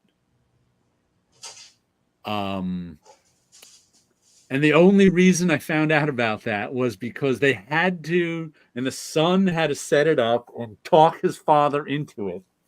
Because I guess mycomicshop.com has like a monthly newsletter. And included in the monthly newsletter was the father's right-wing nut screed. I never read one. I just heard it described as that. But there were enough people who didn't want to hear from him that they had to start a second version of the newsletter without his right-wing nut screed in it. And he didn't want to do that because it was his damn newsletter. But his son convinced him. So now you can sign up for the right-wing screed newsletter or the non-right-wing screed newsletter. That was just like, fantastic. That's amazing. can you imagine being his son? No, Dad. Not everybody wants to hear your right-wing nut stuff in their newsletter about comics. But I'd never heard of that before, so. But if I want to collect his newsletters, which one will be more expensive? Well, you have to get an NFT of his newsletters, I do believe. So save image as. Yeah. And I would guess the right-wing nut one would be more expensive because I think there'd be some rich right-wing nut who would pay more for it. It's the jeweler version of it. Mark Jewell. And I Mark use the Jewell term version. right-wing nut loosely because I've never actually read the newsletter. I've just heard people describe it as that. Could just be a normal right-wing screed. Whatever that might be. The other somewhat controversy going on, and it says I haven't been paying attention to it, but it popped up on Facebook. McFarlane is doing a cover. So January is Spawn month, Spawnuary, Okay. and he's opening 4 covers to be done by anybody who wants to submit to this contest.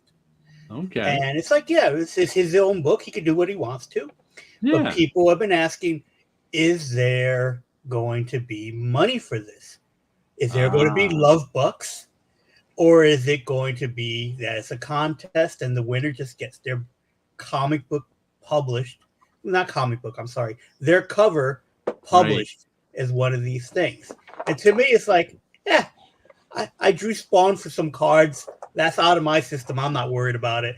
Right. But it's like there have been pros going, what are you doing? You got to pay for those covers. Yeah, exactly. And other people are saying, no, this is their chance to be exposed. And we all know exposure kills.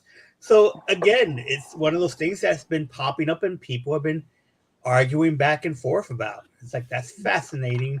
There have been art contests like that since the beginning of time, and I never enter them. I've entered a couple of them, but you figure out they're all scams. Especially one, not even comic books, but in the art world. If there's an entrance fee. Oh, yeah, that's the greatest scam of them all. Because they use the entrance fee to fund the show or whatever's going on. Yeah. And it's like, no thanks. Because when you're young, you think you have to do those things in order to make it. Mm-hmm. But you don't. They're all scams. And to me, that's a contest for amateurs. I could understand. But I would never run a contest. First of all, I don't think I would ever run that. I hate. Do you remember? I can remember this. I was always like, no, I would never do that. When Marvel needed a logo done, this is in the early 90s, they would put out word to all the letterers that they needed a logo done. And then the letterers would all do sketches and comps of the logo. And they'd pick whoever logo they want, and that guy would get paid. And to me, that was like, no, you don't. That's a contest. Yeah, like you don't have a contest between your professional logo makers. Yeah. And that's not how the commercial world works. Right. If they hire you to do some comps, you get paid for the comps. But Marvel didn't do that. They just had, half a dozen, and the letterers were happy to do it. They were, because they wanted the work.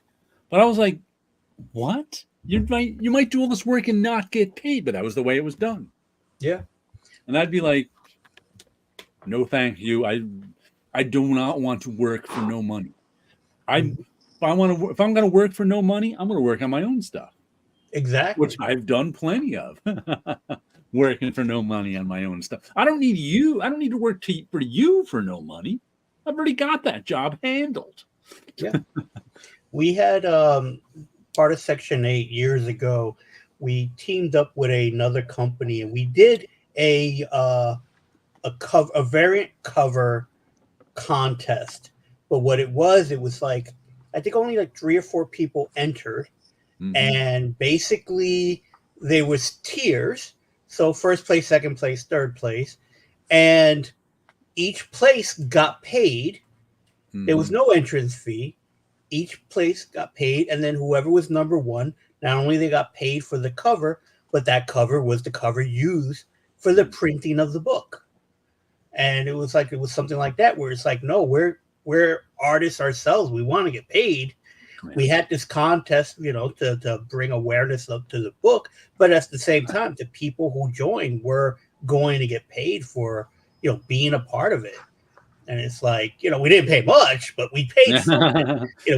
We still paid something. And it's like, to me, that's more because the people who joined up were independent comic book artists working on their own stuff. Right. So there was already these guys can do it. So we didn't mind paying the guys that even if they didn't come in first place, they still got paid. And the other one that kills me is when in some of these contests, anything you send in becomes the property of the people running the contest. I'm like, yeah, what? That doesn't sound right. Mm-hmm. Not that they really have much to do with 100 amateur drawings, but still. Right. But that's like a liability thing, I think, though, because it's like otherwise you open yourself up to getting sued by every single person who entered, and then they just wait till there's something vaguely. Not if you never do anything with their stuff. Yeah, but then they could say like 3 issues later, a Spider-Man comic, they go, that looks just like the thing I submitted. And it might, and it probably doesn't, but it might be enough that they, and it's just a hassle. You're right, but I think that was around before liability. I think that was around to make sure they owned everything. Liability came second. Ownership came first. Can be 2 things. Yeah, it is. Especially nowadays, I think it is definitely liability. I don't think it was so much in like the 80s. Nowadays, yes. Nowadays, there was a guy that happened at Marvel with the Thunderbolts had this character Charcoal. Yeah. Do you remember Charcoal? Yeah. I remember the story. The Marvel had to sell the character back to the guy because the contracts were not explicit over how they could use him in the book. Yeah, and I didn't know about it. I put him in that first mini Marvel story I did, and then he was like, aha, and that was like a smoking gun for the guy. Like, oh, he used them, and nobody caught it. I didn't know anything about it. Chris is a scofflaw.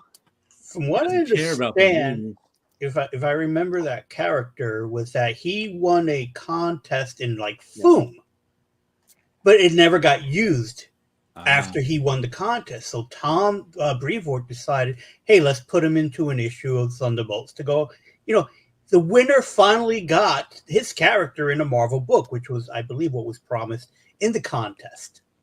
Mhm. But after that, I wasn't aware that it was just like it wasn't just a one-shot thing. But no, Charcoal became involved with the bad guys that the Thunderbolts were fighting around the issues 30 and 40 because Busiek had brought back the Revolutionary Forces of America from Kirby's Captain America run. And Charcoal was their agent. So he won the contest in Foom in the 70s, but of course they didn't have everything was theirs by default then. Yeah, They just assumed they could use it because they could, you know, I see how that happened.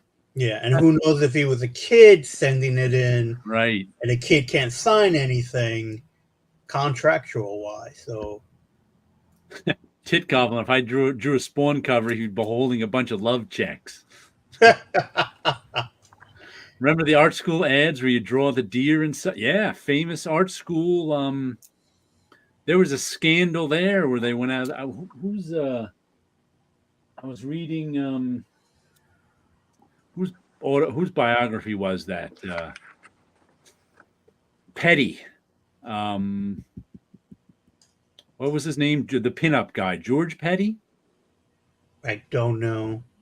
I read the book, and they had that art school in there where what happened was he was one of the top guys in like the 40s and 50s, and they started that famous artist art school. But then there was a scandal in the 60s because it turned out none of the famous artists were teaching at the art school anymore. It was a correspondence art school. So you mailed your stuff in and got it judged. Well, they didn't have any of the famous artists there anymore, and they didn't tell anybody. And all the famous artists had stock in it. And I forget who was running the show, one of the famous artists. And he told George Petty, oh, everything will clear up. Don't sell your stock. Meanwhile, this famous artist went and stole his stock and got all his money back. And the school had a scandal, went out of business, and George Petty lost all his money from it. He never liked that guy again. His good friend for like 30 years screwed him over. I'd never heard of that story before reading that George Petty book. My brother did it, and the rep from the art school came and said he rated second highest they ever had behind Cecil B. DeMille. Wow. My mom said, well, then you guys should pay him to go to your school. Yeah. Look, we found the next. Needless to say, the guy didn't sell them. Yeah, because that's what they do. You'd draw Skippy and send it in, and then they'd try to sell you the whole correspondence package. Draw Skippy. Draw this with Skippy the turtle. Yes, because there was a turtle. There was three of them.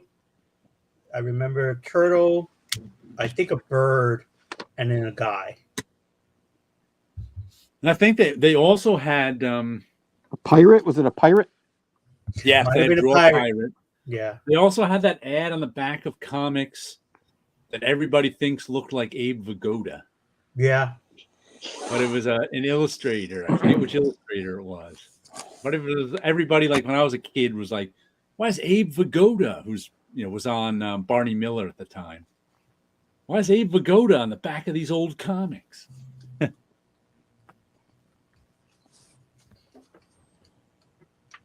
No, that ad is not in this particular facsimile. But I know it's been in some of the recent ones. And for years, they were in the back of the books.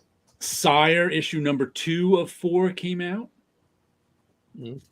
a good issue like this is the one Mike Dolce did. Did you look hunt down issue number 1 yet, Wilson? I have not. Uh-oh. I have not. Today I was like in and out of the comic book shop. I only picked up 1, 2, 3, 4 comic books this week because one was on my pull list and the other 2 I graphed off the shelves. The ink on this has a different sort of smell. I didn't notice that the first time around. Maybe because it was in the bag than a normal comic. And then another, but good. Mike's writing on this is good. The art's a little amateurish in places, but solid. But like I said, it's a big. He mentioned the first issues as kind of a 90s like comic. I always say it's not the excess of the 90s. It's more like Sire is here trying to figure out, because the basic story is Sire is a superhero and his suit gives him power. And his suit like signals him by showing up on him. And he just lost his job because of that, because he's got to run and hide when his suit shows up. And he's supposed to go out and stop these other guys with power if they're undeserved. So, and he's like, he found his first guy who was undeserved who he stopped in this issue. But there's like him, there's this magic suit, there's whatever behind the magic suit, which he doesn't know. It's like in the 90s, especially like in the X-Men, there was always like a villain behind the villain. And that's going on in this too, because somebody from one of his earlier stories shows up as the villain who has power. The suit, for some reason, decided this guy was deserving, so Sire can't take away his power. So this guy is, messing with the Sire, who's and then we find out, Sire gets the better of him. There's a guy behind the guy. So that's where it reminds me of 90s storytelling, especially the X-Men, where there was always like a mysterious guy behind the guy. So that's what's going on in this one with some superpower. Enjoyed it. Good second issue. I think it's only 4-issue mini. I'm looking forward to it. Like I said, this is the first time I've read his stuff.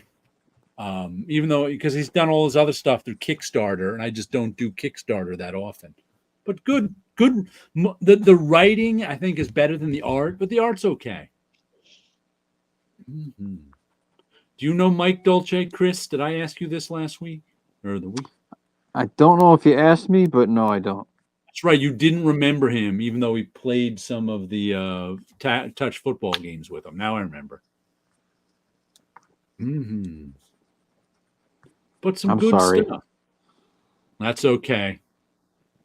You're allowed to forget people, especially with so much time gone by. And you only met him a few times, I would guess.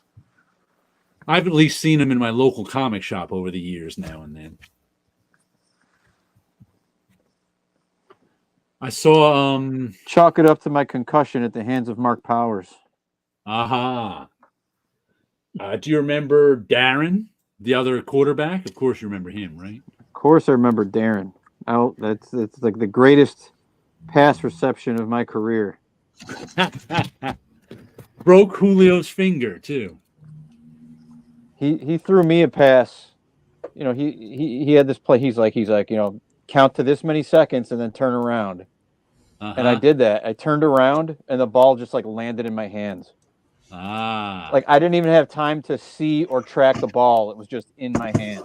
It was like the greatest feeling of my life.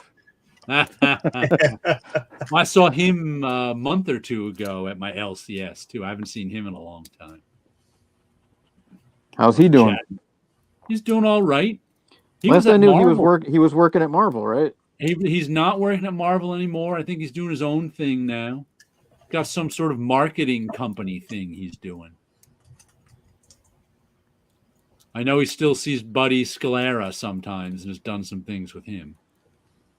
I remember Buddy. Yep. Let's just say here. Remember that? Oh, that was his story, right? Then we got Chris looks like a mean defensive end. What? Was that what a D is? DE is a defensive end to me. I'm not sure what it is across the pond. But defensive end, Mean Joe Green. There are some people here who insist on watching Super Bowl, so they've picked up some American football lingo. Ah, okay. They should be smart like me and watch the Daytona 500.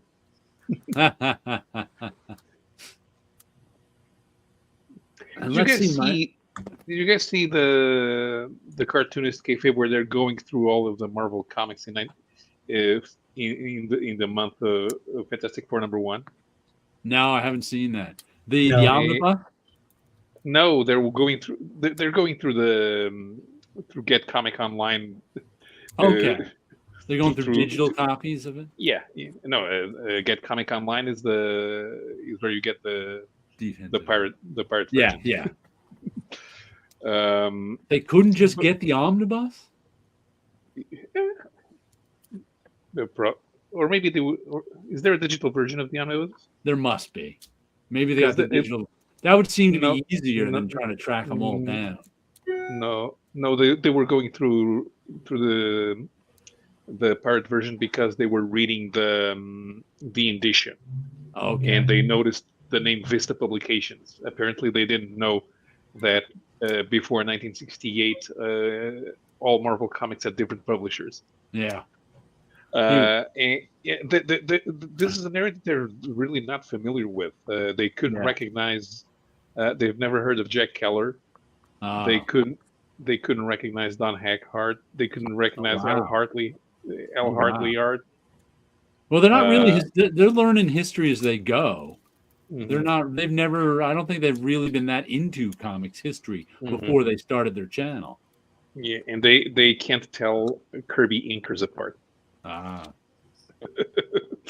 Okay, I understand that you don't recognize Don Heck if he's not drawing superheroes.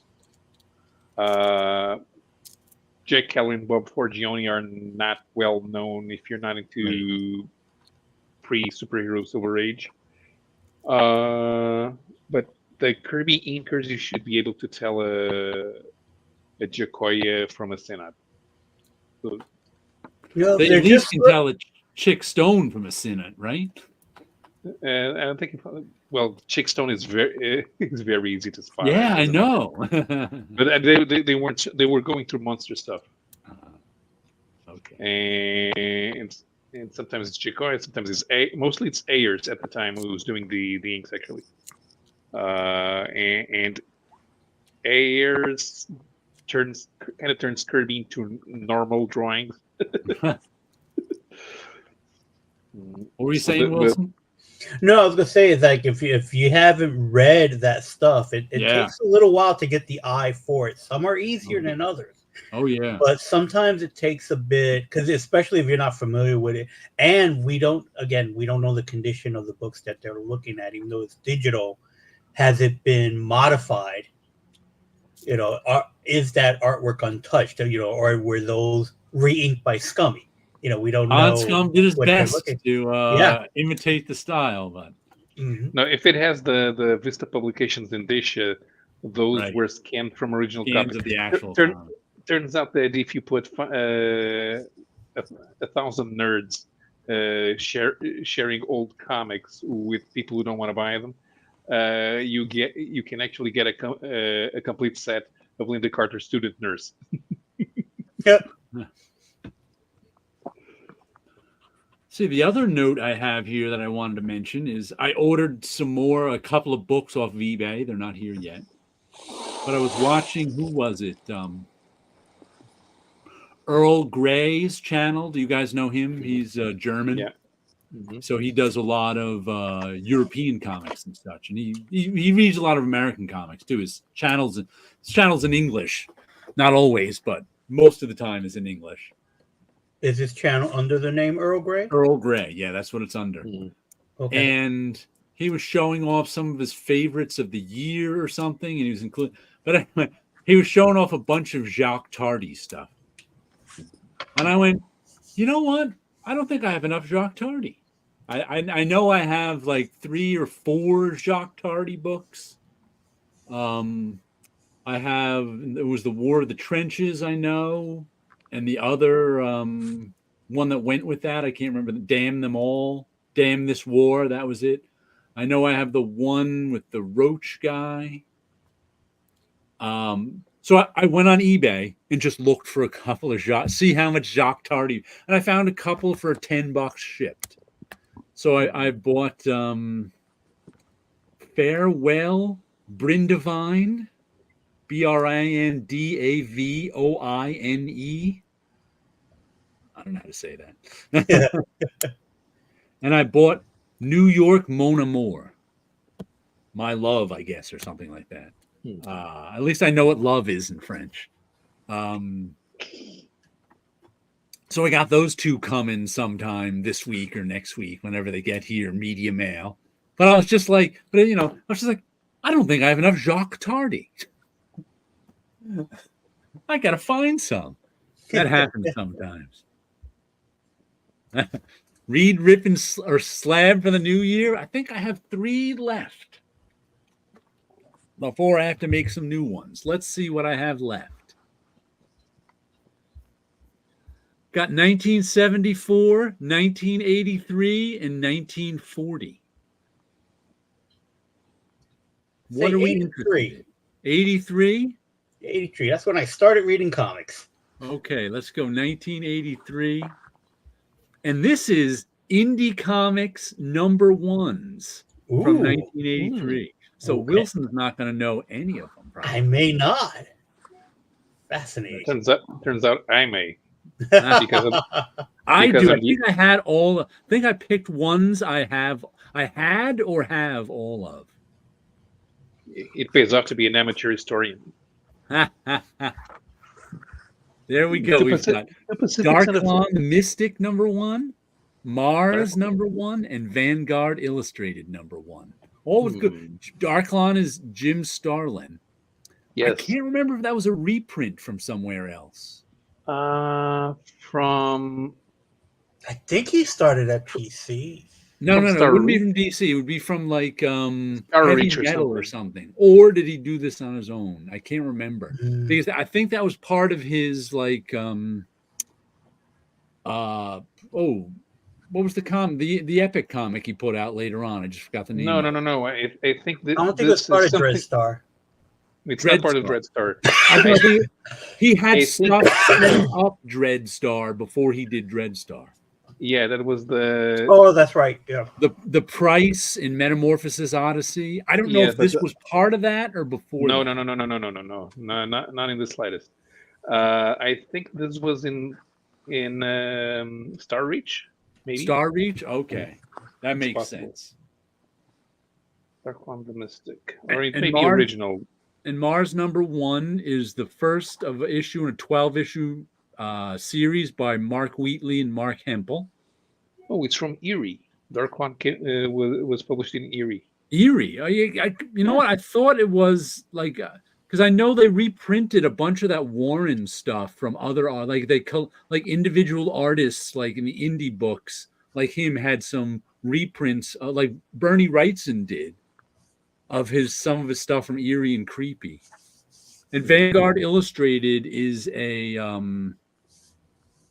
anthology book. I think that's a sci-fi one. There's Steve Rude. Did Steve Rude do that cover? I think he may have. I know there's Steve Rude in there. That Mars logo looks familiar. Maybe I've seen their books, but the rest, no. Mars is a good series. Is it? Okay. Yeah, these are all good to read. I can tell you that. I mean, they're all solid indie books from the early 80s. Nice, says mine in the comic. That Vanguard that's tough. Mars is Wheatley stuff. Yeah. Vanguard is a Tom Yates cover. Oh, it's a Yates cover. Okay. Darklon is Erie reprints from 1966, and that's the only issue. Yeah. Oh, okay. Sure it's not 1976? Did it start? No, I didn't use it. I love all those covers. Read Mars, rip Darklon, slab Vanguard, send it back after slab with a lower first thing I can remember with a dolphin on the cover. See if CGC notices. Yeah, I'm going to read Mars. And kind of I'm curious about it because I actually don't know anything about Mars. It's a good series. I reread it about 10 years ago and enjoyed it. I want to reread it again. And that's not to read Darklon because it's safer, because as I'm a Starline fan, but I'm going to slab Darklon and rip Vanguard because that cover is trying to be artistic, but I He like doesn't that appreciate cover. its artiness. To me, it has that Trying too attack hard. of the 50-foot woman kind of message there too, which I'll probably be upset that story is probably not in that issue, because that's how it is with some anthology books. I think those ones all had the story that were on the covers. Okay, because I don't guarantee it, but I don't remember I remember there usually being a story that went with a cover in those 80s indie anthology books. Right.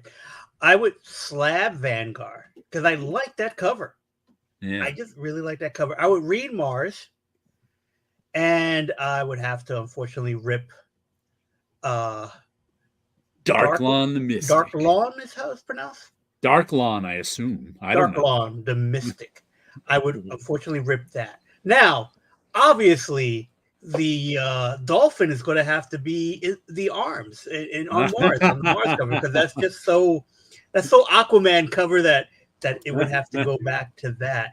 And I would have the flamingos on the Vanguard cover on the platform where the people are looking at her.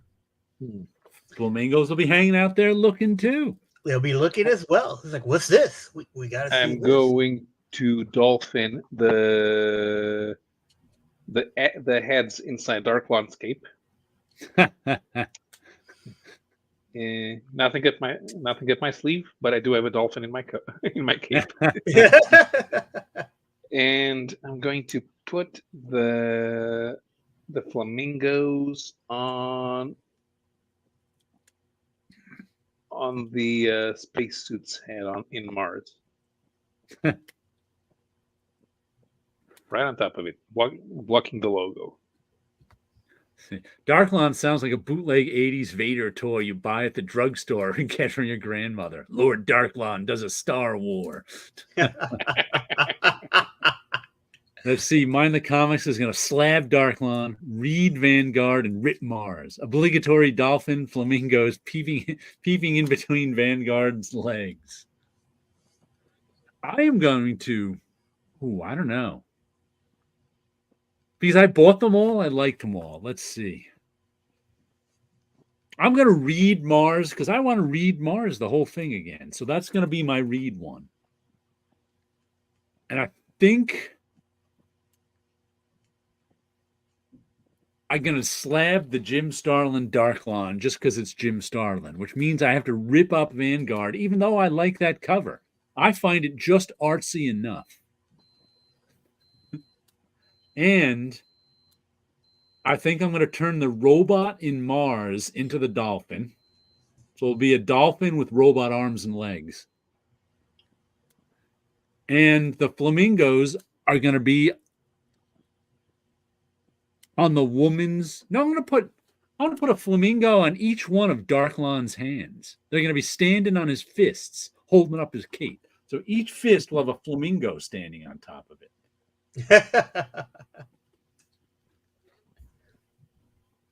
That Vanguard cover is beautiful. Not according to Paulo. It's too beautiful. He finds himself manipulated by the beauty of it. He doesn't trust that artist. What's not to like about a giant naked woman in space? Or partially in space? Sleepy Reader rips Mars, slabs Darklon, and reads Vanguard. Yeah, because if you rip Mars, you don't have to read the other 11 issues.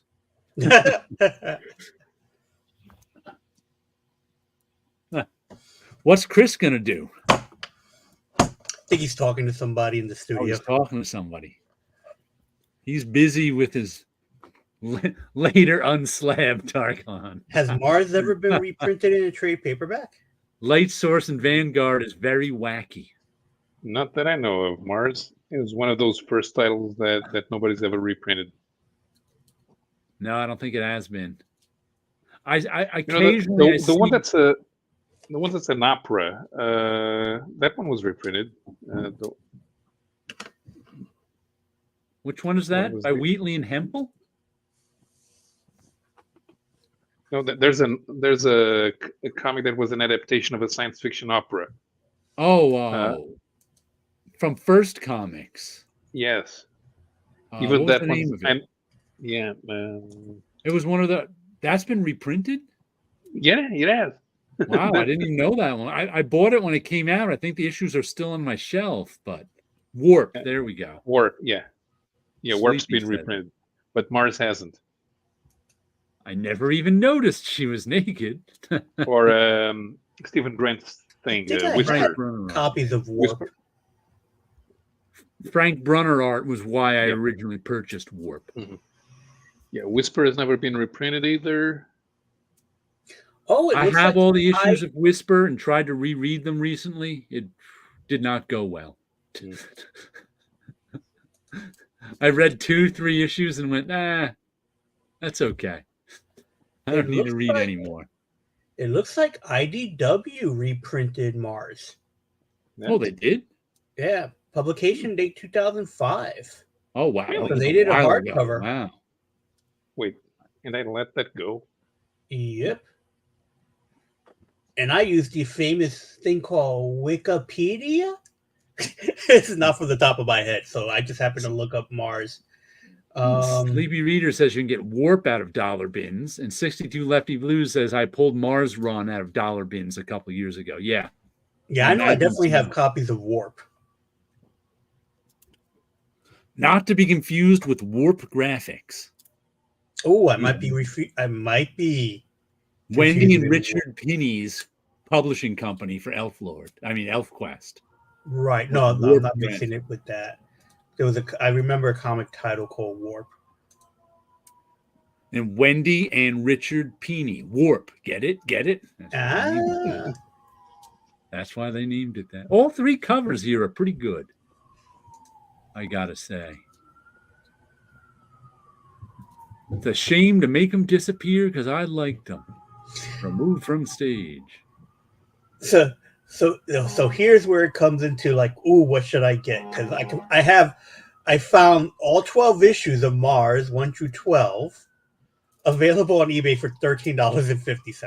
There you go. Or should I get the trade paperback? It's like, But I That's a haven't good seen series. I still have mine. yeah.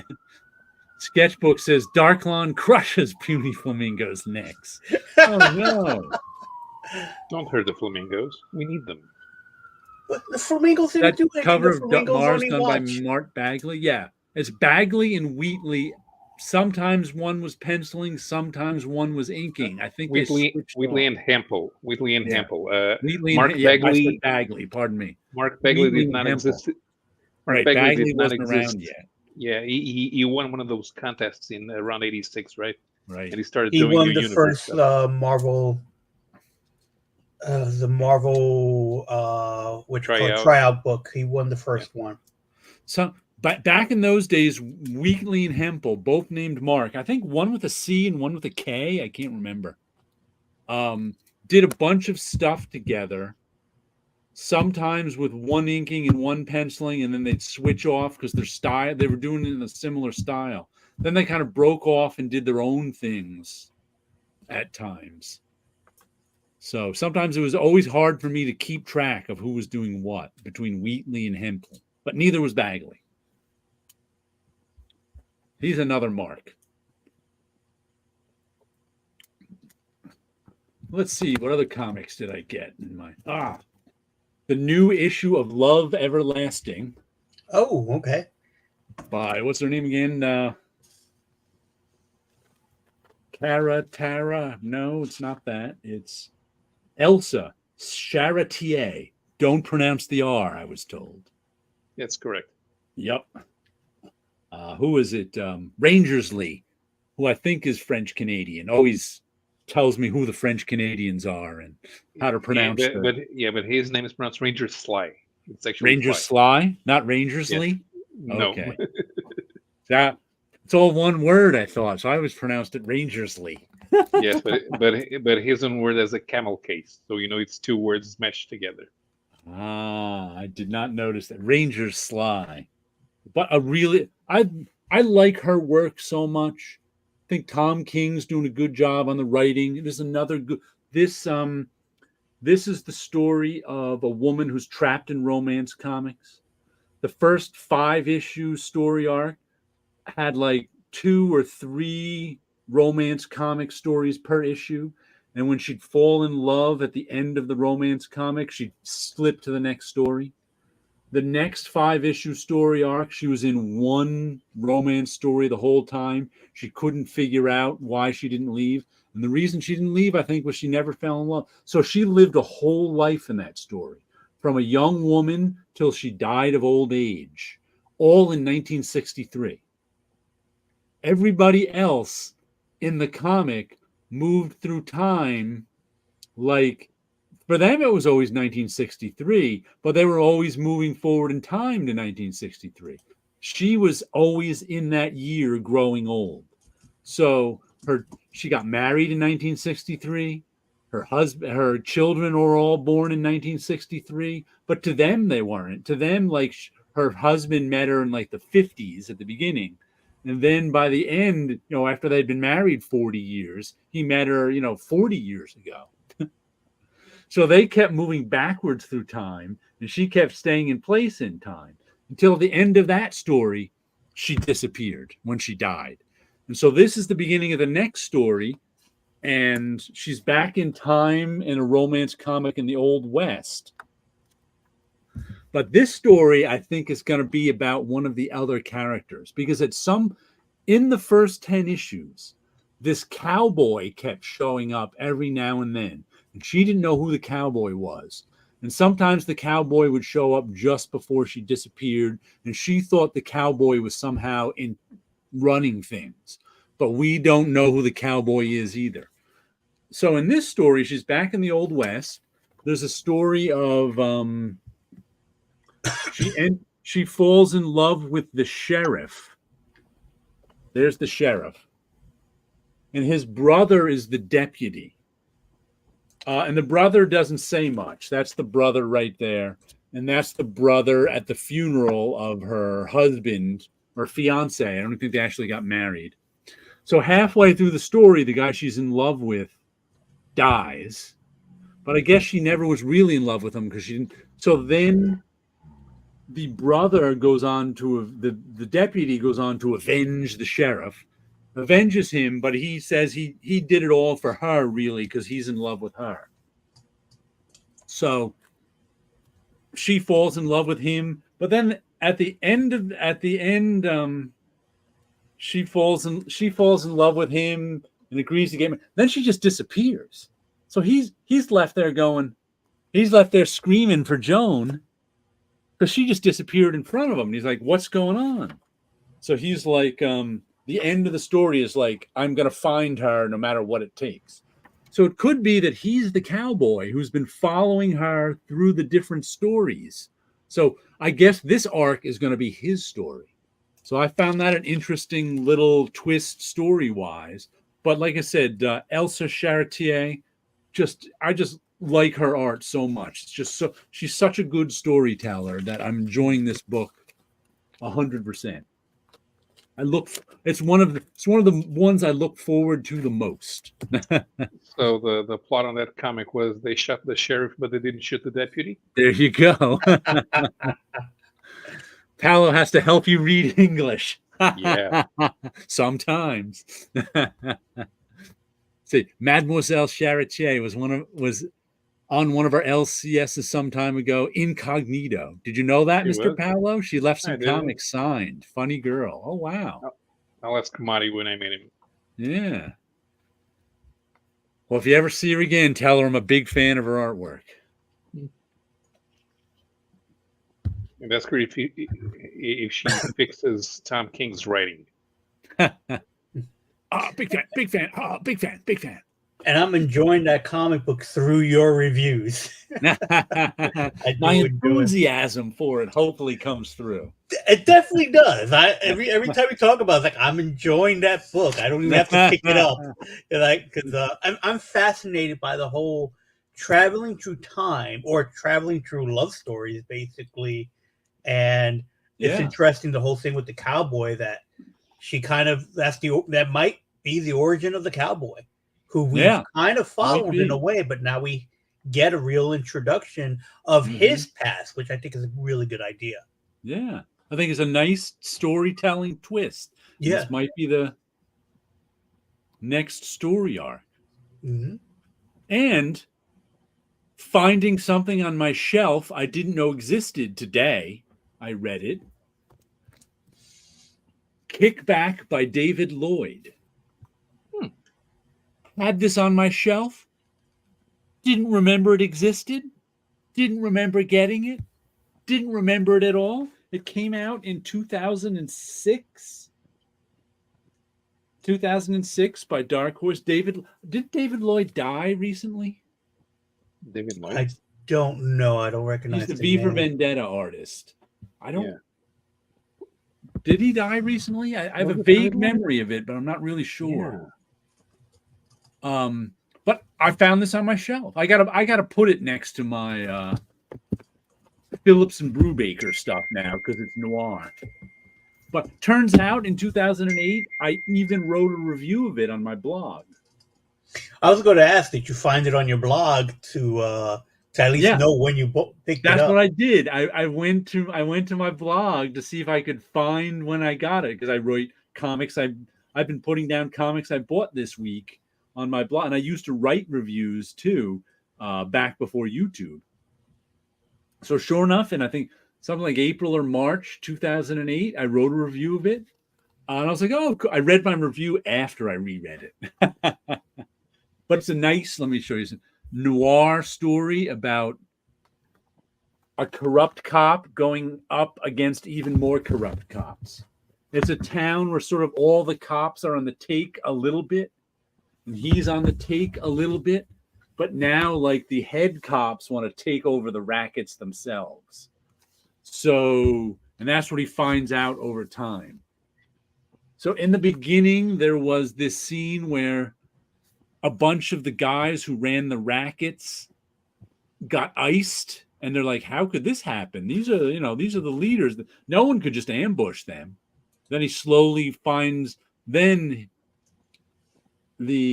some of the guys who are in the rackets start ambushing and killing cops, which is unheard of too. So eventually he tracks down that there's like a gang war going on between the cops and the criminals. And so he tracks, it's him detecting that all throughout and dealing with it. But a nice story, 96 pages, nice little graphic novel that maybe I'll read, 15 years again from now. No, David Lloyd's still alive. Yeah, as far as Kevin O'Neill died a year ago. Was that what you're remembering? Kevin, maybe I'm remembering Kevin O'Neill. So David Lloyd is still alive. All right, maybe I'm not. I wasn't 100% sure, but I could be confusing him with another Alan Moore artist. American name pronunciations. Am I right, Paulo? It gobbles. So the other book I picked up at the comic book shop is what'd you get? Superman 78, The Metal Curtain. So it continues the story of Superman from the movie series. Cool. So he's facing off with Metallo, which is even though hence the metal curtain. The metal curtain, because the person who's in it is Russian. So it's during the middle of the Cold War, although the technology is American, because American soldiers were the ones that sold the tech to the Russians. And for those who don't know, Metallo is powered by kryptonite. And I haven't read this issue yet, but I've been enjoying them, taking a peek into that Superman universe. Cool. Some Christopher Reeve. Did they have to pay likeness rights for Christopher Reeve since he's died? I don't think so, right? I am not sure. I think you can use dead people's likenesses. There's nothing that I could see in the credits page at the moment, because sometimes because I know they used to credit the foundation, the Christopher Reeve Foundation, for stuff. So I do not see anything here, but I'll look into that, because it is a good question whether or not there are likeness rights. If I remember, like I said, just from my memory, you don't have to pay likeness rights to dead. You can use the likenesses of dead people, but I'm like everything in copyright and trademark law, nothing's 100%. Right. There's always some sort of nuance here or there. Yeah. Though Steamboat Willie is in the public domain now. Yes. But not Mickey Mouse, so you have to be careful. Yep. What you use. You can use Mickey Mouse as he appeared in Steamboat Willie. Right. You can't put him on the cover because Mickey Mouse's design is trademarked. Right. And you can't call him Mickey Mouse. Right. And Steamboat Willie, you have to also remember, is not wearing gloves. Aha. So there's a little bit of nuances here and there with it. Oh, and look at that. Lex Luthor.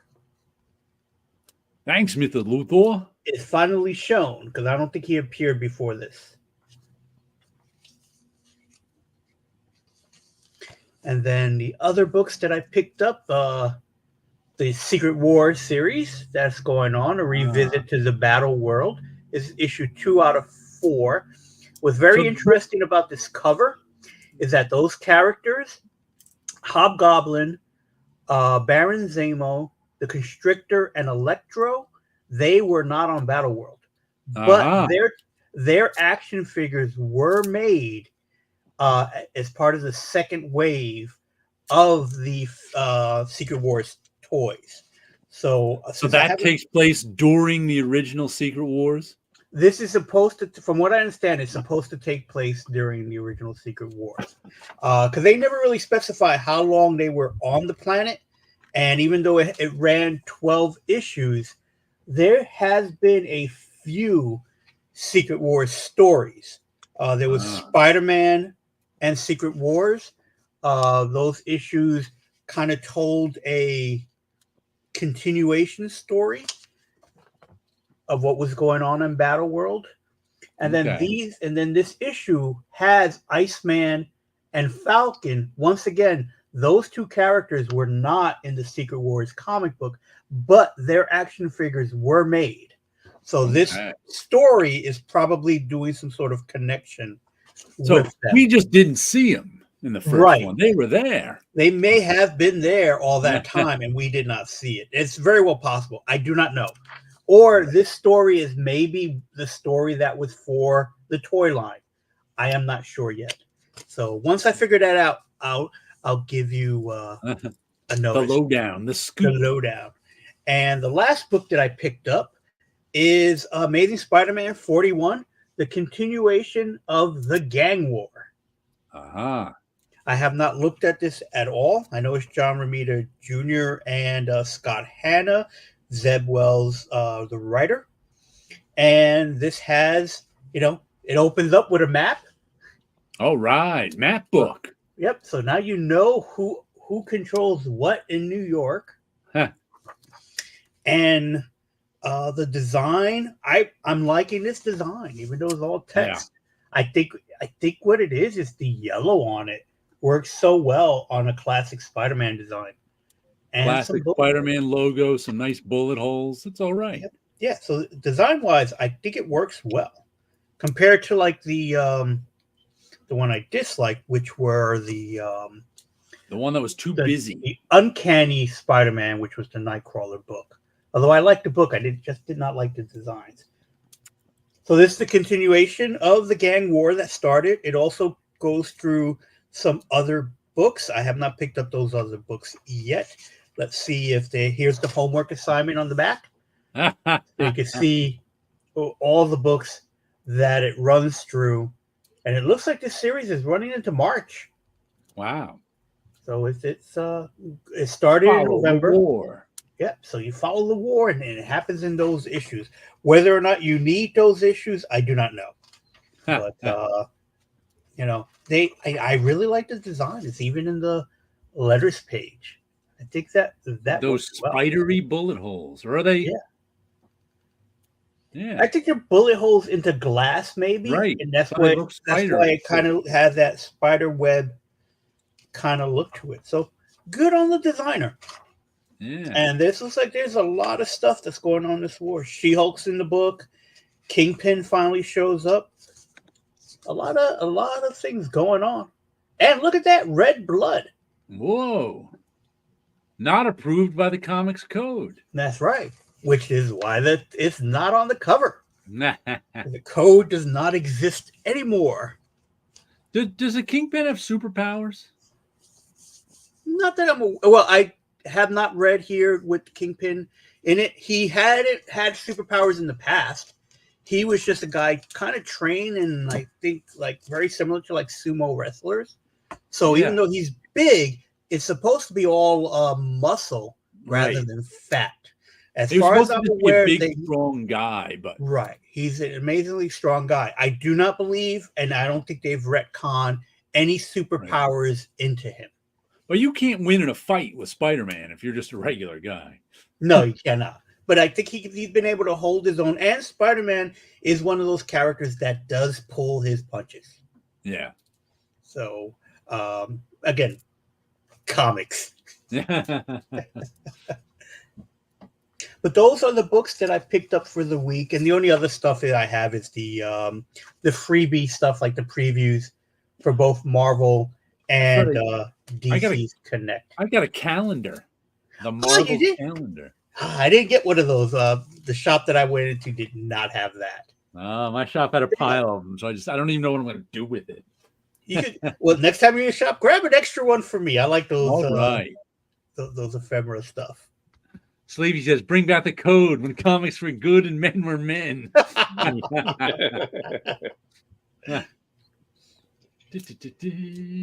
any last words this evening, gents? It turns out 3 Mickey cartoons go into the public domain. It's not just 3 Mickey Mouse ones do. Yeah, not just Steamboat Willie. Also, Crazy Plane is probably one of them. Yes, it's Crazy Plane, and where's the other one? Is Chris still there? Does he want to say goodnight? The Galloping Gaucho. Okay. Which also means then Minnie Mouse was part of that. Yes. And so was Pete, Pegleg Pete. Hmm. We're also in those. Kingpin was in Krakatoa sometimes, I guess, some time ago. Mm-hmm. Yeah, I don't care. Please do not mention Krakoa again. So selfishly speaking, tomorrow's my birthday. Happy birthday! Ooh, happy birthday! Thank you. So I level up to level 53. Oh, wow. Will you do a 5-hour birthday stream? I don't know. I was thinking about it. Why not? Why not? Pop in and I don't know. Show me your Spider-Man comic books. So I'll be around tomorrow. So just and tomorrow afternoon it'll be snowing here, so there'll be a so I because my sister said, hey, if you want me to make you something to eat, show up tomorrow at about 2:00 in the afternoon before the storm hits. So if you want to do a birthday stream, send us a link. We'll pop on and say birthday stream with you. So I guess 10 would probably be a good time. In the morning or at night? In the morning. Okay. In the morning. So that's Paulo awake then? It's 3 p.m. It's 3 p.m. for me. Okay. It's after lunch. All right. So Paulo will be awake. That's all we need to know. I'll be back from my bike ride right at about 10. All right. So I'll do a stream on my channel, which is Ramos Comics, right here on the YouTube. So I'll send the link in the same chat that we had. Happy birthday, Mr. Ramos. Thank you. Blood reminds me of McFarlane. Story McFarlane tells that made him quit Marvel. Yeah, the Comics Code wouldn't let you do red blood. That's right. Comics Code is weird. It was always a interesting to deal with the code. I dealt with them not directly, but indirectly. I was the one that would send the files from Marvel to the comics code, and I think I had a bit of a hand in destroying the code, which is a story we have to tell later. You can stab every part of the human body in a comic except in the eyes. No exit wounds, though. You can stab and into no red, no exit. no red blood. But we'll discuss this all tomorrow over on Wilson's channel for his birthday. Yeah. Happy birthday! Give him some balloons. Let's see. Does this give him balloons? That's Confetti, that works. Confetti. Now let's give him some balloons. Let's see. There's some fireworks. Was one balloon? I think it was the one victory sign one for the victory balloons. sign. Let's give him some. Come on, balloons. Balloons. I think it has to be 2 victory signs. 2 victory signs was just confetti. There you go. For his birthday. You'll be able to do that yourself tomorrow, hopefully. Yep, exactly. I promise not to hog. Happy birthday, Wilson. No, not to hog the Thank stream. You will have snow. Lucky you. Yep, we will.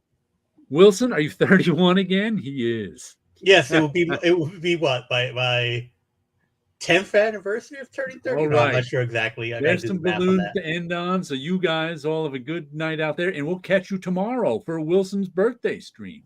Yeah. Bye-bye. All right. Good night, everybody. See ya.